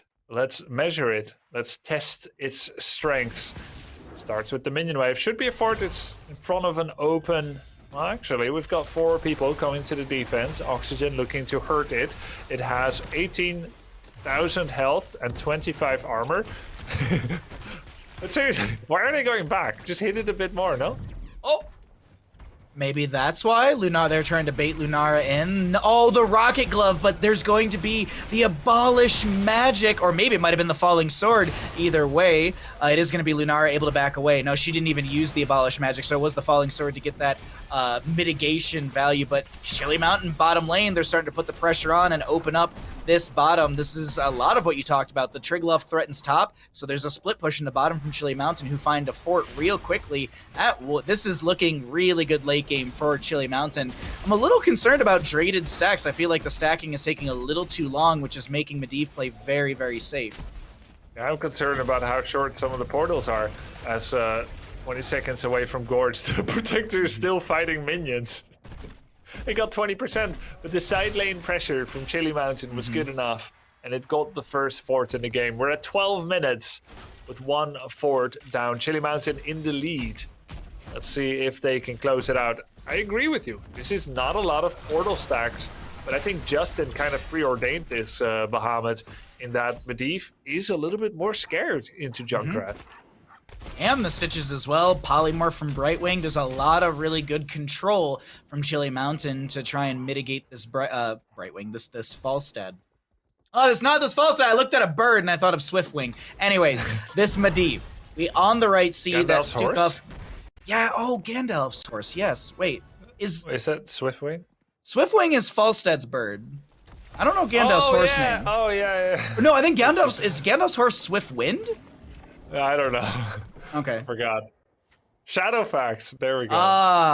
Okay. There we go. Thank you, production, for almost. saving us. Yeah, we were so close. We almost had it. 6-5 in kills, and this is Control Point Z soon to open up as Lunara will grab a camp for bottom lane. Bit of a collapse into top, but all of this is seen by Medivh. He's floating around the core rotation of Chili Mountain, so Oxygen can get these camps, can clear these waves safely, seeing where Chili Mountain is as Joanna gets the Iron Skin, gets the protection, Draded trying to build more stacks, sitting at 23 out of 40.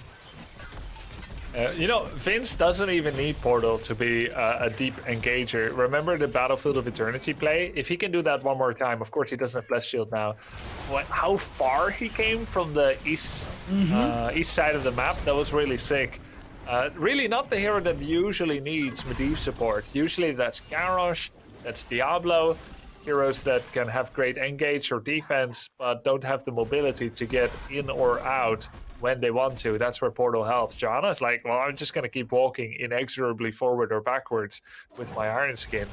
There is that bit of overlap. Though it is working out really nicely into Hook. All of those would have actually been potential tank kills if it had been someone else than Johanna. So there is good defense for Oxygen.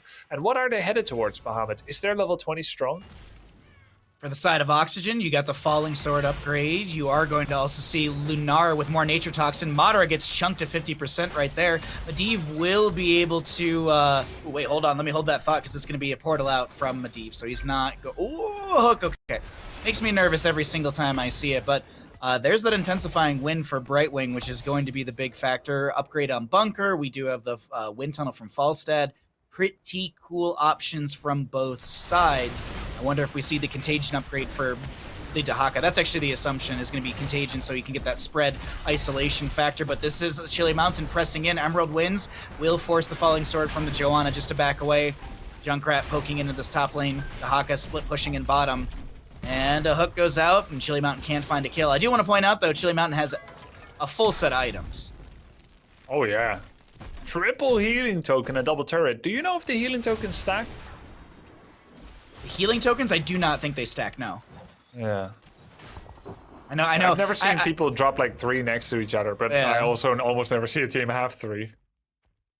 I don't think those stack, and nor does Sylvanas' Mercenary Queen buff out the Biotic Emitter. It only buffs out the Fortification Camp, the gun. But Vince is very far split from his team. He doesn't have Falling Sword for 8 more seconds, trying to back away. This is a really nice stagger death if they can get it. Falling Sword is up in a second, and Vince lives with 200-something HP Leyline Seal to slow down this aggression. And 23% will be in favor for Oxygen Esports. And we are going to see the upgrade for Stukov on the massive shove. Push comes Contagion! shove. Big Contagion. Can they play off of this? Gus to stop the backline from following up. Bunker with the 50 armor and the cleanse. Nazma's taking loads of heat. Will he drop that turret or not? Falling Sword. There's the Biotic Emitter on the ground. Burgle turns around for the Jet Propulsion. Blaze and Joanna traded, but Madara chasing on a banana. There's the Emerald Wind. Portal forward from Medivh. Hook goes out from Max Passion. He's low, but they disengage on the side of Oxygen. Oh, wait, Banana! Banana! Banana! Ooh. Oh, Banana should be able to make it out. Fine. Oh, my God. We do have the Forest Wrath for Lunar as well for that Thornwood Vine upgrade, as every single hook is terrifying. Nazmus gets slammed, takes a lot of damage, has to burrow away. Nazma saving turret for next game or something. Heavy still has a turret as well. There, he finally poops out the turret. Madara can't pick up the turret. Dreaded can. Dreaded now at 26 stacks. 0 deaths. Impressive. He's going for the long con. Meanwhile, we look at the map. Map is pretty much balanced. We have 1 death apiece. It's just 22 globes. That gets him, what, 5% move speed. It's not a lot. But when we talk about globes on the opposing side for Joanna, she's got 44, and she heals for 40% of 5,757 over 5 seconds. That is really nice for the Joanna in sustainability, especially with the protection Arcane Barrier from Medivh, so you can have that healing over time trickle in and not be mitigated by any sort of poke from Junkrat or sustained damage of Blaze or anything, or Falstad as well. So liking what we're seeing into the late game, from the side of Oxygen, as Chili Mountain jumps back on point with Blaze. The Haka once again split pushing, matching the Brightwing. Yo, how did Johanna get double the globes for Stitches? More double the globes. So, okay. It actually is quite literally double the globes, 23 to 46. So crazy. I guess just better rotations, realistically, is the way that I would put it. I guess Stitches sometimes wants to threaten Gorgeous and not be seen all the time picking up globes. Kind of makes sense. Iron Skin popped immediately. Azerite gets chunked for more than 50%. Make is going to be forced back as well. The hook comes out, but it will not connect onto anyone. I'm going to look at that hook cooldown. Isolation 6 seconds misses. away. The Haka tried to interrupt the Z on Junkrat, so he actually used that isolation. I knew he was going to try. I knew he was going to miss. He now doesn't have that. The timing was off. Nazmas gets Emerald winded and gorged. Falling Sword denied because of the gorge, but there is a portal. He drops him right on the portal, and Nazmas doesn't use it. He's like, nah, thanks. I'll take the staircase. Little mistiming on the condemn from Joanna because of the increased duration of that leyline seal, but Dahaka will be falling here. Vince getting very low, does need to back away, has that healing over time, uses the falling sword once again. Oh, that's a lot of damage onto Burgle, so it trades solo for solo. Portal forward from Medivh. There's a nice Emerald win to mitigate that portal value. Hook comes out from Stitches, but will not connect. Chattering Teeth thrown into the lane, and the objective phase sits 90% over to the side of Chili Mountain, who throw Junkrat onto the point, but it seems like Oxygen, they're not done. Brightwing is forced to phase shift onto Falstad. The channel comes through. It's uncontested. Vince can't get there in time, so Oxygen have to defend at Keep Front Gate. Very cool fight, actually. So many Emerald wins. There's the Gorge threat. Loved how Max Passion used Gorge to deny Falling Sword from saving the Dahaka initially. And the portal ignored by Nazmas. Not the perfect synergy for Oxygen here. Let's see. Control point C. We talked about this, Bahamut. This is supposed to be the valuable one. Let's see if they can get a keep. Right now, 25% of the HP has already fallen off of this Triglav Protector. Mid lane fort does go down, but not to the Triglav, no, to the very, very terrifying minion wave, Grubby. Ooh. Yeah, minion wave doing more than the Protector. Let's see.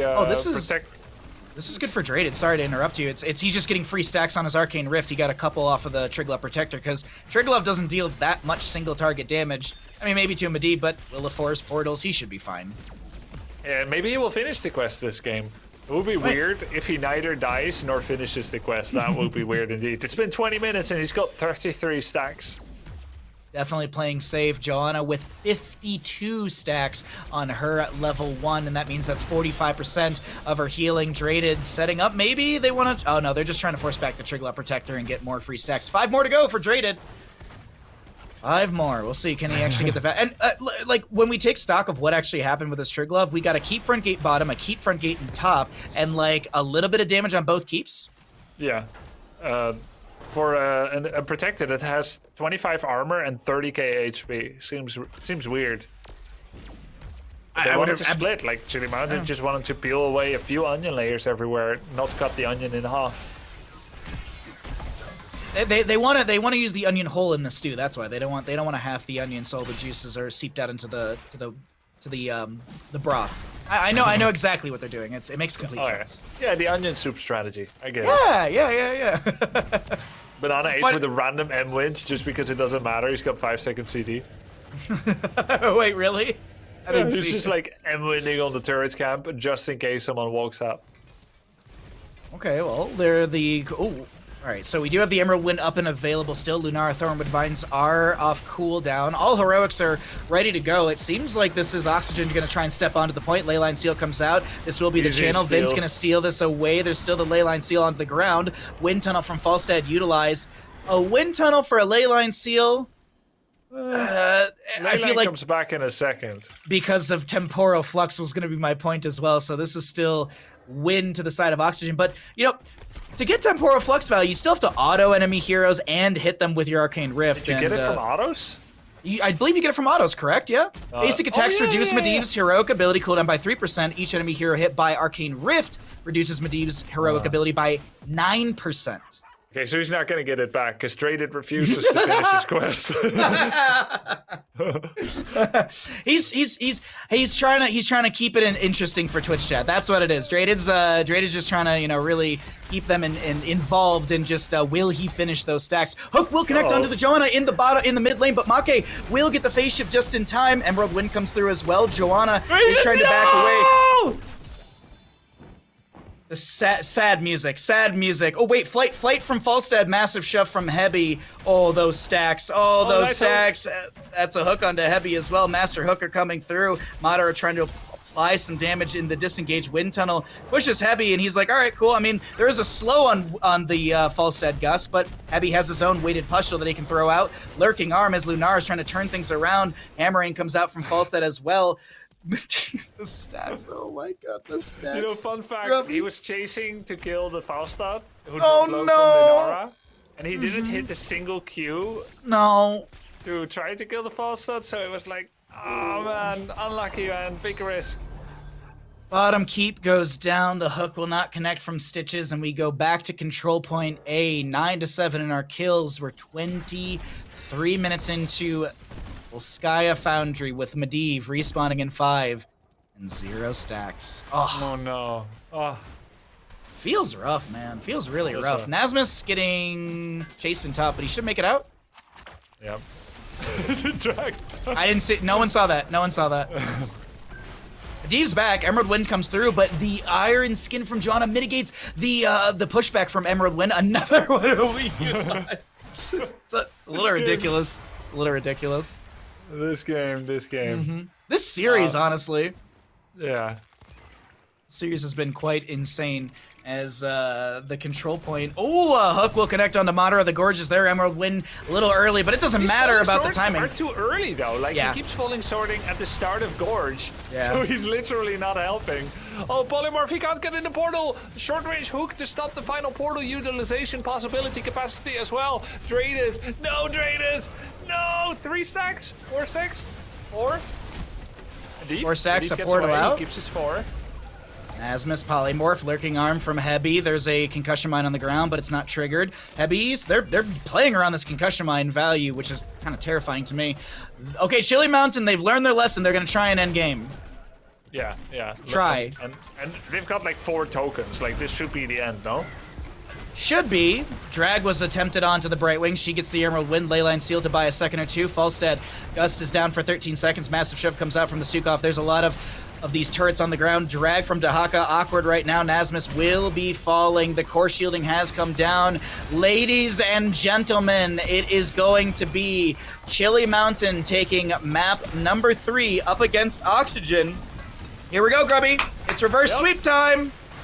First map victory of the season for Chili Mountain. Congratulations. They had a absolutely star-studded roster of heroes, and they played the composition well. A lot of CC and interruption on the portal usage. Polymorph, Hook, Gust, and of course Junkrat's tools. And most importantly, they stopped Drated from getting stacked. I think that was the key. What do you think, Baha and Justin?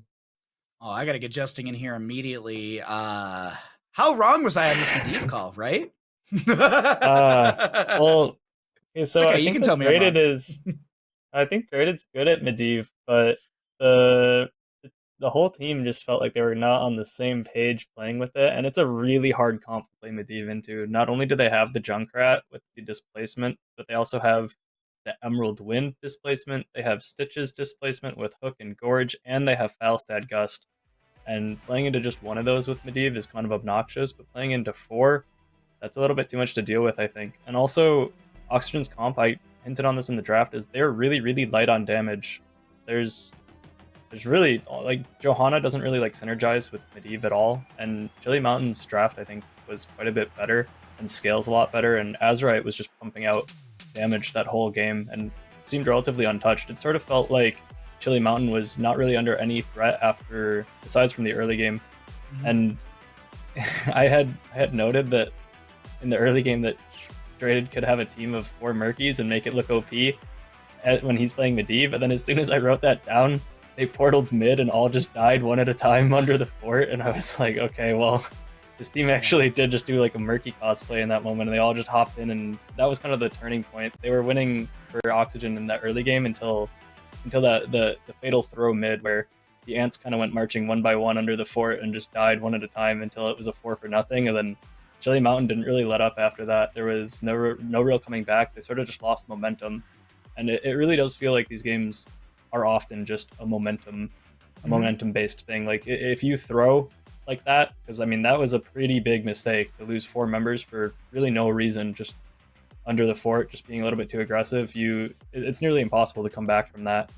And yeah, Chili Mountain, Max Passion on the Stitches looked really good, actually. That was something that I was pretty impressed by. He was hitting a lot of hooks. Vince on the Johanna was looking a little bit awkward, I think, and there just wasn't very good synergy on the side of Oxygen with their comp. It was a really just weird comp to play, and Chili Mountain finally gets their first win, and they did play really well in the late game. They were using their displacements pretty well. And I would say that a lot of that, though, was Max Passion and Azerite. I think they really stepped up this game and played exceptionally well. It was a really, really well played map from the side of Chili Mountain, and I think that was kind of a little bit of the death toll for the Oxygen crew, is they did kind of like a kung fu movie. They all just like one by one went underneath that mid lane fort, and it's just like, yeah, it's just how do you even come back from it at that point? But Chili Mountain looking a lot better in map number 2, map number 3, some unforced errors that really, really spelled the demise for Oxygen. But will that be the case getting into our next map, Justin? Because I feel like the momentum is still on the Oxygen side, though Chili Mountain rallying a little bit on that last map. It's hard to tell. Oxygen might be a little bit discouraged after that last game, and Chili Mountain having the taste of victory, maybe that'll be enough for them to bring it back. I'd love to see a reverse sweep from Chili Mountain. That would be pretty incredible. Maybe we'll get that. We'll have to find out, though. We have to find out a lot of things, but the one thing we can find out is where we're going to be heading to for map number 4 in this best of 5 series of the day. The first one, mind you, that there is another one after this later on today, but we are going to be seeing Chili Mountain choosing to take us to Infernal Shrines. Oxygen opting for first pick priority is the losing side. And now, as I look at some stats, this is technically the worst map for Chili Mountain if you look at stats, because they've lost this map 3 times in past weeks, and so I wonder if Chili Mountain, they're feeling invigorated by that map win. Maybe their macro is feeling pretty good, but the question that I now throw back to you, and I want to actually get both of your thoughts here, so I'm going to start with Grubby. Can Max Passion go for Stitches again on Infernal Shrines? Yeah, I mean, it makes sense to think in that manner, right? Because that's their best looking game and their first victory so far. Right. But basing everything off of 1 win, 11 losses map stats, is going to yield some pretty strange results, and it would trick you into running the same comp over and over. Having said that, I don't think Stitches is fantastic on the map, but this is always a win condition. Stitches is like bypassing the map objective, where you say, no matter how the fights are going, we've got a way to kill a member, even if we're down 3 levels. I'm not saying you want to get there, but it's the kind of rule-breaking isolation mechanic, M-Wind, Gust, and Gorge, that can always work and always do comebacks. You can win against teams that have maybe a bit better macro or better map pressure, better globals, better objective control. Still, it's not ideal to run Stitches here. There's a lot of skeletal defenders, and yeah, we'll see if they can run that trick again. Maybe the 5th map, if there's going to be one. Ooh, I would love a 5th map. Still want to get your thoughts as well, Justin, on the potential for another Stitches for Chili Mountain? Yeah, I mostly agree that for the map, it's not ideal. There are the little shrine monsters everywhere that are going to block hooks, so you have to play it quite a bit differently. And Oxygen does have bans it right away. I think what Grubby touched on is really important with the how even though like Stitches just does create his own win conditions, it's kind of like you have Stitches in your game and you're kind of buying a lottery ticket that maybe in the late game you'll just randomly hit that hook and that just wins you the game sometimes. I remember we had a game like that on Infernal Shrines where it felt like we were winning the whole game, and I don't remember who was playing Stitches, but someone got hooked and then we just lose. And it's like, all right, well, Stitches is OP, I guess, because it feels really bad to lose that way. You could be winning the whole game and then just randomly a hook comes through the wall and your Tychus gets pulled away into outer space and dies, and feels bad, and they're not going to have it. So I do like the Oxygen banning away the Stitches and the Chen. Chen still mandatory. Max Passion banned out on the side of Chili Mountain, perhaps. We'll see what he does look to go with. Chili Mountain banning away the Junkrat. That is... you kind of have to, I think. Right. There's a reason that Junkrat's been getting permabanned in pretty much every single game, and Chili Mountain did find their first win after 11 straight losses with Junkrat. Maybe there's something to all these Junkrat bans we've been seeing. Yes, many teams banning out Junkrat like 7 times as their first ban is starting to kind of make a little more sense as we look at those stats. But a couple bans here and there. I want to get your excitement or maybe some scrubby as what we could be seeing draft-wise for Infernal Shrines. I think it gives a little bit of confidence for Chili Mountain. They did pretty good coordination of layering CC and kills, and I think they should draft in this manner, even though they don't have stitches. Having like a solid kill plan and not just running heroes like, like the Battlefield of Eternity draft is like they have Thrall, they have a tank, they have 2 healers. Then you're just waiting for opportunities, but there's not a super clear path. And having a clear path, I like it. Globals worked out well for them as well, so we're going to go with the Dahaka Brightwing. Maybe they can go with something like a Varian, where you've got like a clear kill chance, especially against someone like Stukov that doesn't have cleanse. Varian charges in, gets the taunt. Could be some flip Chromie damage. This is a great map for Chromie. Maybe even justing a Mephisto? Yeah, I'm always a fan of Mephisto. If someone picks Mephisto on Shrines, it's hard to bet against them. Right now, though, I think Oxygen's draft really, really scary. Having Lunara, Blaze, and Stukov, I feel like they shouldn't have been able to get the Stukov. This is probably Stukov's best map. The puddles in the chokes on the Shrine, there's only 4 places you can really stand, and they're all chokes. And Stukov loves that, so I'm a little bit worried about what Chili Mountain's going to be doing. And I guess they are looking to just target out Vince with Chili Mountain's bans, which that doesn't seem like a bad idea. Vince has looked a little bit shaky in the series so far, and I think that targeting his hero pool is a pretty good choice, but I'm not sure if... I know that he's known for Diablo, and we saw that last week, but I think he also plays quite a bit of Varian and also quite a bit of... I don't know about May, but I know he plays a lot of Varian, and Chili Mountain picking it would be really weird because Lunara could just cleanse the taunts away. The Anub'arak makes actually a lot of sense to me with the Johanna ban, because they're really, as you were saying, targeting Vince. So it's like, okay, you ban Johanna, you take the Anub'arak away. What is Vince going to play now? Because Diablo's gone as well. Are you forcing that Varian pick? I think he loves the Varian, though, too. Yeah, I don't know if it's... I think he's happy with this, and it's into Tychus. If he doesn't go Varian, I'll be a little surprised.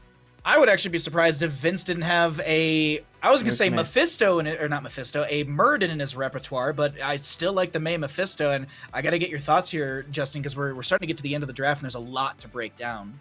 Yeah, I love Oxygen's comp. I think it's great. I think the May or Varian, either one, doesn't really mind Tychus all that much. You have May with blinds and her Ice Cube. That gives her the big shield, so just not too worried about Tychus.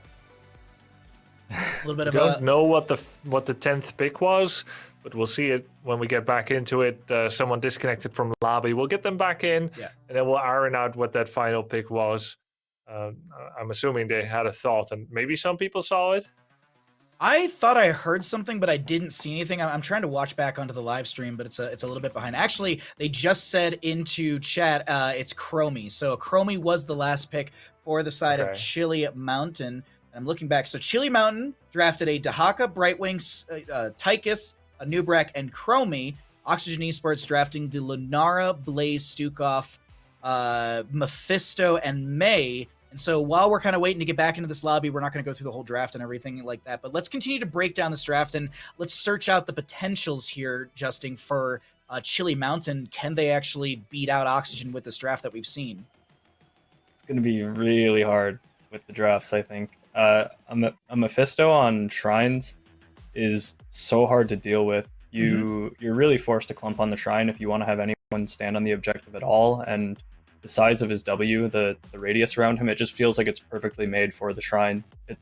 You can stand in those, like, I don't know what you'd call them. There's little cubbies I in call between them all the cubbies chokes. as well. Yeah. And the Mephisto can stand there and just E over into the Shrine, and it's so hard to deal with.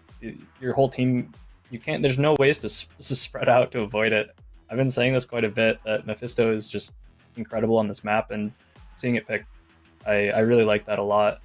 Getting Stukov as well, Blaze, I'd argue, is a lot better than Dahaka on this map too, so Oxygen's scary. I got a Mephisto question for you, because we got you here, and I want to get your thoughts here. I always talk about my love and passion for the level 4 and 13 synergy on the traits Spite and Hysteria. Why do we never see Hysteria at level 13? Is the cooldown reduction not worthwhile, and Furious Spark is just so good in comparison? Is Hysteria the alt CDR? Yes, at 13. Yeah, I think the main thing is the auto attack splash talent just gives you more consistent resets on your W's and E's. I think it's Okay. just more reliable. I think overall you get pretty much just guaranteed. There is massive auto attack damage too. Yeah, It's not it's just 70 damage to one, but 70 to everyone. Okay. All right. Okay. Yeah, the CDR is pretty ridiculous. If you go in try mode and just auto attack the target dummies, you'll see how much CDR you get from it. It feels pretty gross. The main advantage I think is with Q build. There might be some. I think there's one build that does take that talent, but I think it's just kind of fallen out of favor right now. Okay. Well, we are just about to load into the game. Thank you, everyone at home, for being patient with the DC. But right as we're about to load in here, Justin, got to get your thoughts. Who will win this map number 4? If Oxygen wins, I think they're going to get reverse swept, because I would be really tilted if I was them and I lost with this draft against what Chili Mountain picked. So I got to go with Oxygen.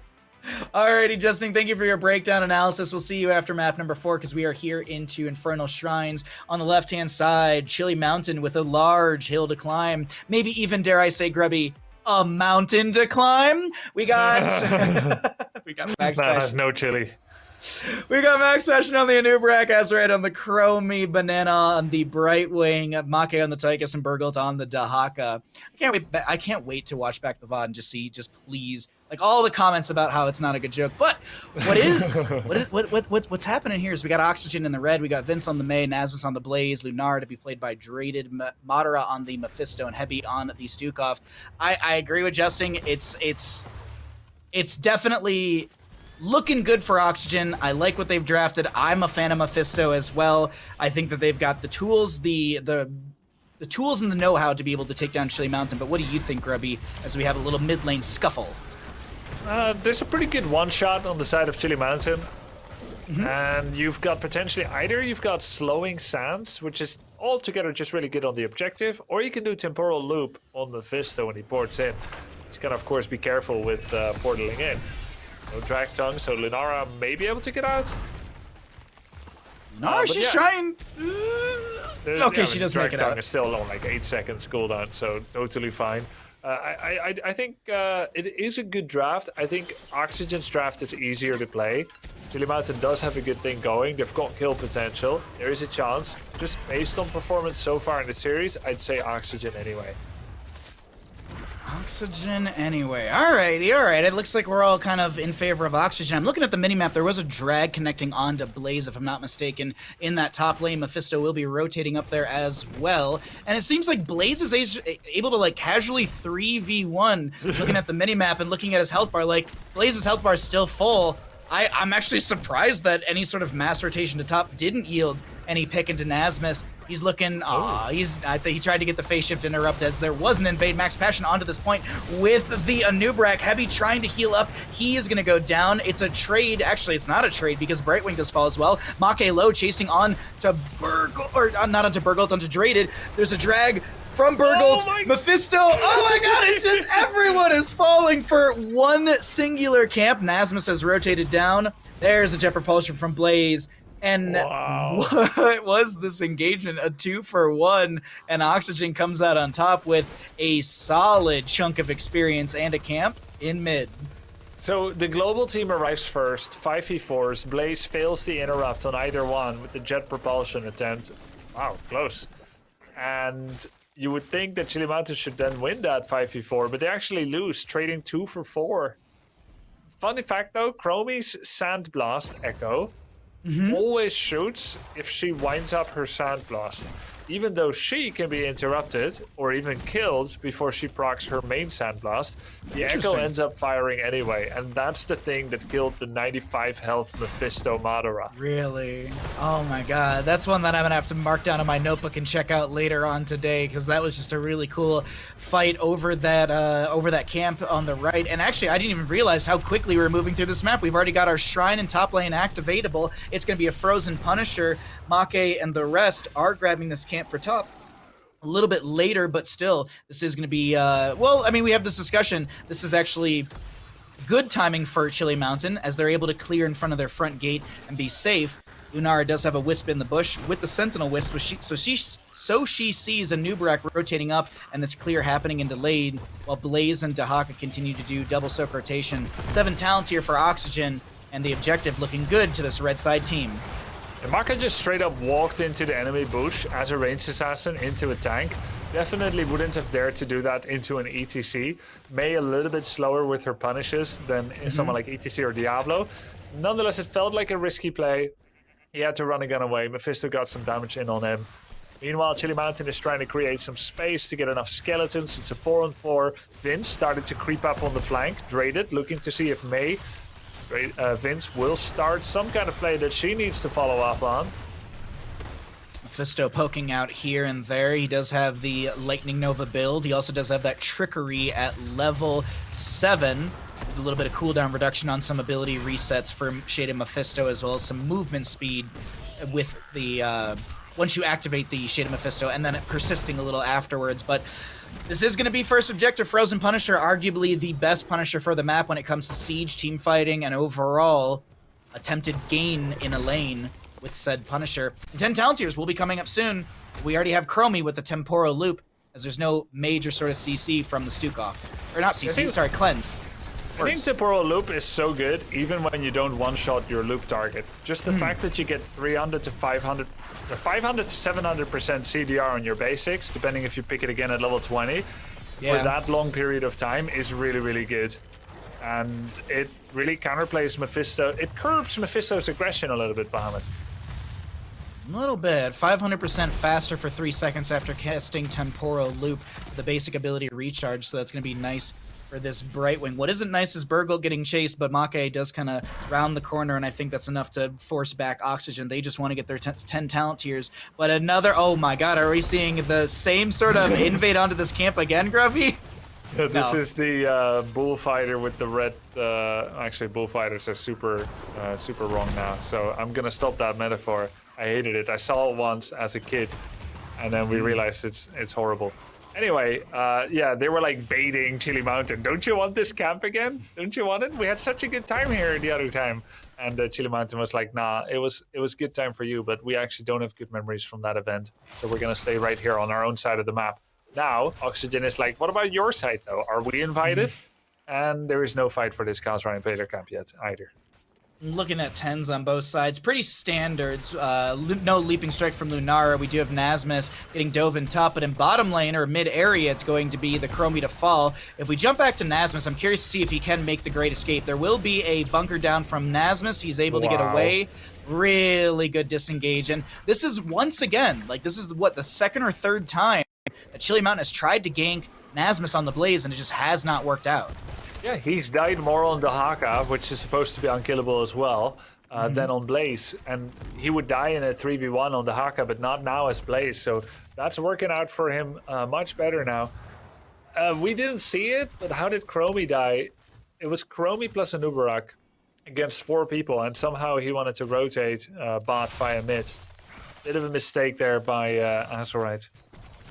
Draded can see all of this invade right now because of that Sentinel Wisp that was in the bush from Azurite and Max Passion, and I love that there was just that rounding of the corner. Nasmus getting dove once again as our observer's trying to catch everything. Nasmus trying to get away. There's an Ice Wall that does block in Max Passion. He's got no burrow charge, but he will drop the Cocoon. There will be a Nubrak going down, and Blaze, he's made the great escape again. That's going to be 3 to 4 great escapes from Blaze, 3 to 4 failed ganks onto the solo laner, and with this, we will have the bottom lane pushing in.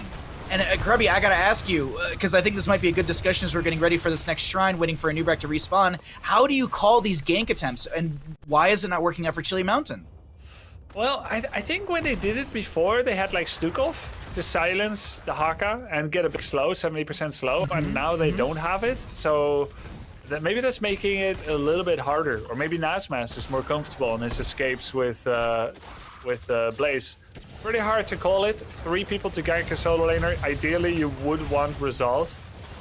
They did force bunker, but it's a pretty short cooldown, and it is back. So Oxygen definitely getting the better end of these deals here, where they split. They're getting a huge benefit from the self-sustenance of Blaze. But when they try to 4v1, 4v2, they are getting results. So it's really working out here for Oxygen. They're off to a great start, and it's hard to see how Chili Mountain can make their way back up. They won't be able to make their way into the subjective phase on the side of Chili Mountain just yet without the 13 talent here. Chromie, Dahaka trying to split soak as much as they can, but the Shrine clear, as Justin was saying, just from the Mephisto is really good. Vince actually doing a great job of getting some clear as well, bopping these minions into some basic abilities. Draded grabs an Impaler camp from mid lane with the help of Madara. And here comes the Arcane Punisher. Not as strong in the siege department, but definitely does wail into some enemy hero faces. Blaze, Nasmus, he's going to make a great defense, or at least attempt a giant defense in top lane. There's a drag connecting. Burgold is tanking tower shots, has to burrow into the ground. Madara has rotated up. There's a cocoon onto Madara that does lock him into his his point. He can't origin point back to his Shaded Mephisto. Blaze comes in with a jet propulsion. I think Brightwing had the cleanse. A double kill will be had. This fort will fall in top lane, but the bottom lane opens up for the side of Oxygen, and so will mid lane as well. I feel like when we take stock of what happened, actually mid lane doesn't open up completely. I feel like Chili Mountain did come out on top of this with the double kill in the fort. There was abolish magic by Draded, by the way. Great ice wall. Darka stuck. He was stuck. Yeah, what a weird game. Was it okay for Chili Mountain? They lost bottom keep wall, but oh no, they didn't. It's just a bit of damage over the wall. Yeah, that was pretty good for Chili Mountain actually, right? Like bunch of kills, bit of XP back, got the fort, almost lost mid fort, didn't lose bottom keep or a whole lot of damage, wall intact. And a bit greedy from Oxygen, right? Trying to do the two-man defense into Cocoon and Uberak. Yeah, that was a little too much on that, and I do love the read from a Nubrak with the Cocoon to say, okay, we can shut down Madara, and that will be our way for victory through the top lane. Good communication, good play from this Chili Mountain roster as they're starting to close that gap that was forming between both these teams. And wait, Vince? Okay, I thought he was going to jump in there, but he's not able to do so. Sorry, go ahead. I was just going to talk about Mephisto level 13. It's Shard of Hate, the basic attack. Basic attacks hit enemy nearby. Oh my god. Basic attacks hit enemies near the primary target and activate Lord of Hatred against enemy heroes, reducing basic ability cooldown by 1 second per enemy hero hit. So I do see what you and Justin are talking about with that value in comparison to just going for this Hysteria value with the regeneration globes. Yeah, and the Hysteria one's pretty neat. You get your heroic more often, but you're not team fighting often enough to reset Durance, and the other ult is meme. You do have the healing mana and health effect, but you may be full life when you cast it. There are a lot of conditionals that may not pay off, whereas this one actually gives you wave clear, skeleton clear, and all those CDRs. So Vince going in, they're pumping out damage on Burghold, but he gets away. Nice spell armor from Banana H. Maka, I don't think we've seen a single Odin yet, have we? I have not seen the giant robot come down from the sky. No Pacific Rim in this game just yet. There was a Durance of Hate attempted by Mephisto. It's going to be on a 35-second cooldown as our next objective will be in mid lane. But this delay, it's not for a feign by any means. This is a delay in the engagement to allow bottom lane to push out and stop Burgold from taking care of things down in bottom lane. Healing Pathogen applied to this Mephisto. He's able to jump around on the Shaded Mephisto. Max Passion very low. The phase shift comes through from the Brightwing. Nasmus misses the jet propulsion. Massive shove from Heavy pushes back this Burgold as he's going to be able to burrow into the ground for a second ice wall from the May. Isolation connects onto the Blaze. He has bunker, but he can't utilize it just yet. It's not even necessary. The objective phase 10 seconds away. Still Impaler camp in bottom lane with a wave as well.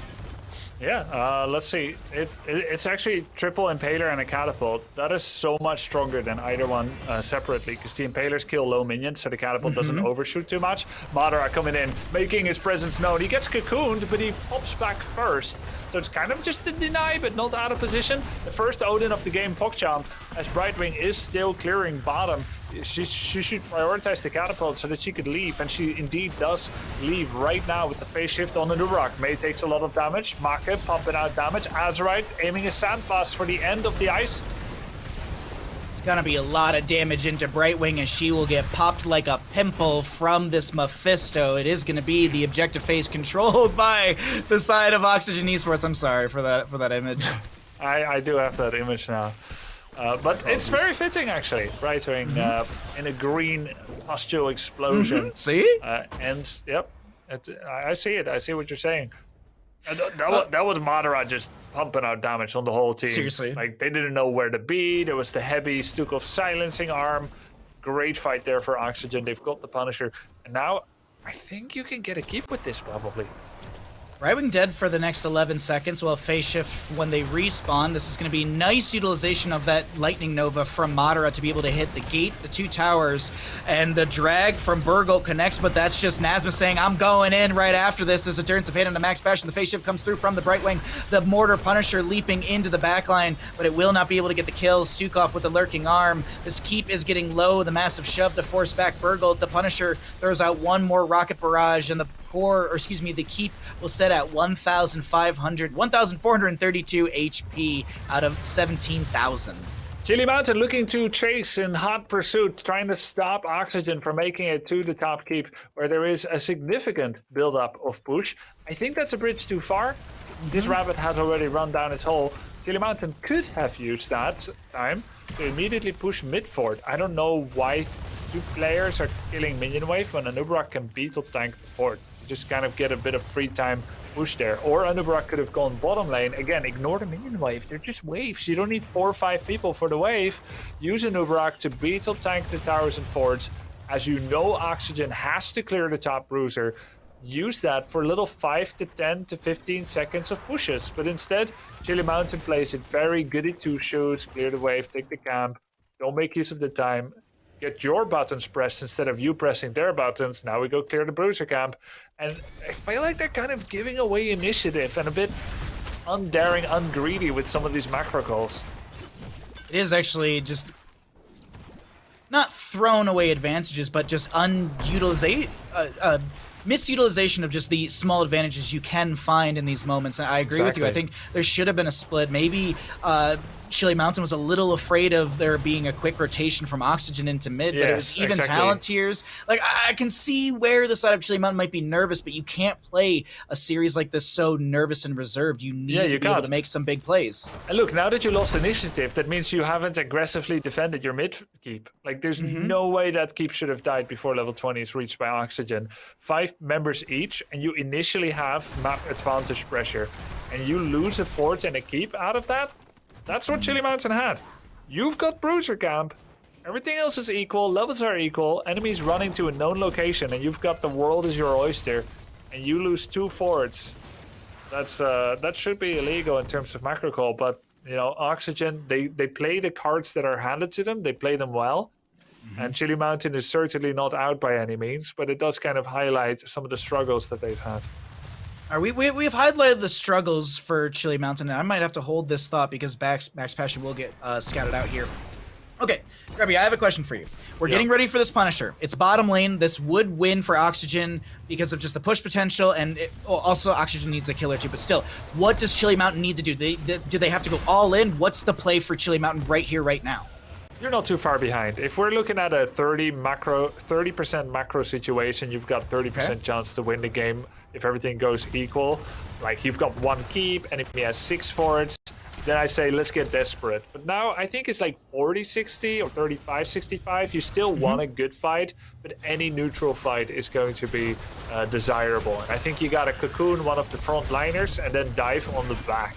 Let's see how this goes. We've got Cocoon available. Make sure to cast it before you get silenced. We've got Big Red Button, like the 2nd or 3rd Odin of the game. It should be pretty good. Vince is taking a lot of damage. Ice Wall is good. Isolates the 2 biggies. Has the shatter value as well, which allows the literal shattering of Anub'arak's body. He has reduction of armor, and he's going to go down. There's a lot of damage onto Vince, but he's going to be fine. The drag will connect from Burgolt. There's another Big Red Button, but Vince is able to get the icing out of there. That's going to be Dahaka going down from Stukov. The objective phase, a lot of it went over to the side of Chili Mountain with these Big Red Buttons splash damage, but it doesn't matter. Oxygen has regained control of the point. They've regained the lead. Madara should be able to clear things out, and I would expect, yes, we're already seeing it. Drade, it's proxying the waves. They're pushing this up. They want this Punisher to go straight through this keep into the core. We have 2 dead on the side of Chili Mountain, Dahaka and Anub'arak. Anub'arak for 20, Dahaka for 32. Look at Anub'arak, he didn't use Cocoon. I was saying he needs to use it immediately. You don't get to use Cocoon mid-battle into Endurance of Hate silence, into Stukov silence, into Ice Wall, and he got punished for it. It's not the first time for Max Passion. He had it earlier as well when he played Anub'arak, and it's an issue. Oxygen capitalized. It was a very closely contested Skeletal Defender count. And Oxygen should be able to win off of this. Market running away, Ice Wall catching Price Wing for a bit. Oxygen gets the, most likely, I don't want to call it too early, the deserved victory, but it didn't look super clean. Chili Mountain did play a little better than some of their games, but not good enough. I would say when we compare Chili Mountain from week to week to week, this is the best Chili Mountain we've seen so far, and I expect them in the future to continue this positive direction in their growth because, hey, it's not a quick 3-0. It is going to be a 3-1. Chili Mountain did take a map victory. They do lose the series, but I gotta say, we saw a better Chili Mountain today than we have in previous weekends, and I think that is the big takeaway for me from this series is that they've grown as a team. They've grown in what they're able to do, and I think their future is a lot brighter, but they've got to put in bluntly, a lot more work with some of these synergies, these shot calling. I wish we could have gotten into comms today, but that's not the case. We got Justing on the line. I know you've heard us talk about a lot of different concepts, so I'm going to let you take it away. What are your thoughts, breakdown, analysis for this game number 4, Infernal Shrines? Yeah, it was somewhat back and forth. There wasn't a whole lot of action in the early game. It was mostly just Chili Mountain understanding that it's really hard to fight for the shrines, so they were looking to split. But as we've pretty much seen in nearly every time that that's attempted, splitting on this map is just really not an option. It's not really a win condition. The Infernal Shrines always comes down to a team fight, and if they don't feel like they can win a team fight in a 5v5, then they just can't win the game really on Infernal Shrines. They had that one the objective where they split and they traded top fort for bottom fort, where Oxygen got the objective, and that was really good. They got the 2 kills top, but that was pretty much the last meaningful trade that occurred. After that, they tried contesting the shrines. They tried contesting the mid shrine, and Madara had a really sick bait on the cocoon, and then after that, just annihilated everyone with the Mephisto. It was really gross. And then the last fight was pretty much where that was the fight that pretty much determined the game, and it's just level 20. The ice wall from Vince on the Mei was really, really good setup for the Mephisto Durance into Heavy. Already had the puddle out. It was just a really, really clean combo at the end there to basically just one-shot a Nubarak, and just really well played by Oxygen in the end. Something that I want to point out is that Oxygen that game actually drafted Comfort across the board, and you could kind of tell that everyone just seemed a little bit more comfortable than in the previous game. Heavy on Stukov, that's probably his best support. He's one of the best Stukovs we have. Madara on Mephisto, he kind of used to be known originally for playing his mages, for playing his Chromies, his Mephistos, those types of heroes. And seeing him play that again was pretty nice. And Draded was pretty much a Lunara only player in the series previously we've had.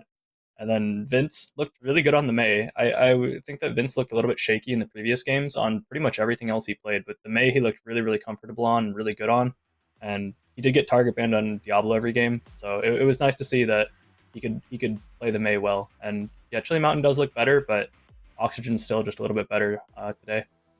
Oxygen will be able to take that first series of the day in a 3-1, and congratulations to Oxygen. Unfortunately, due to a few technical issues, we will not be having interviews today on the broadcast, so we do want to say shout out to the members of Oxygen for taking that series. Congratulations. I'm sure they'd like to shout out a lot of things, like, what is it, Steve, the org owner? There's a lot of wonderful people out there, so I'm trying to do all your shout outs for you, Oxygen, as quickly as I can remember off the top of my head. But we're not done just yet, ladies and gentlemen. We have another best of 5 series coming at you. It is going to be 30K versus Wildheart Esports. This is going to be a really, really exciting series. We have, what is it, Grubby, if I'm not mistaken, this is our number 2 and number 3 ranked teams in CCL. So one of these teams will be pushing up in the spot. One of these teams will be falling a little bit down in those standings. But unfortunately, we can't get into that just yet. The reason being, we got an awesome interview with Kyle Ferguson. Kyle Ferguson has an interview with Mason Blaze that you can all check out in this break. And one quick thing that I want you to do during this break as well, I want you to hit ! prize pool to check out the match Reno. If you'd like to donate towards the prize pool, it's always very much appreciated. We have hit $4,180 because of your support. Thank you to whoever gets rid of that change from time to time, because I do see that popping up. So thank you everyone for the support. Thank you everyone for hanging out. We have that Kyle Ferguson interview with Mason Blaze coming at you in just a few minutes. Don't go anywhere. This is HeroesCCL presented by Wisdom.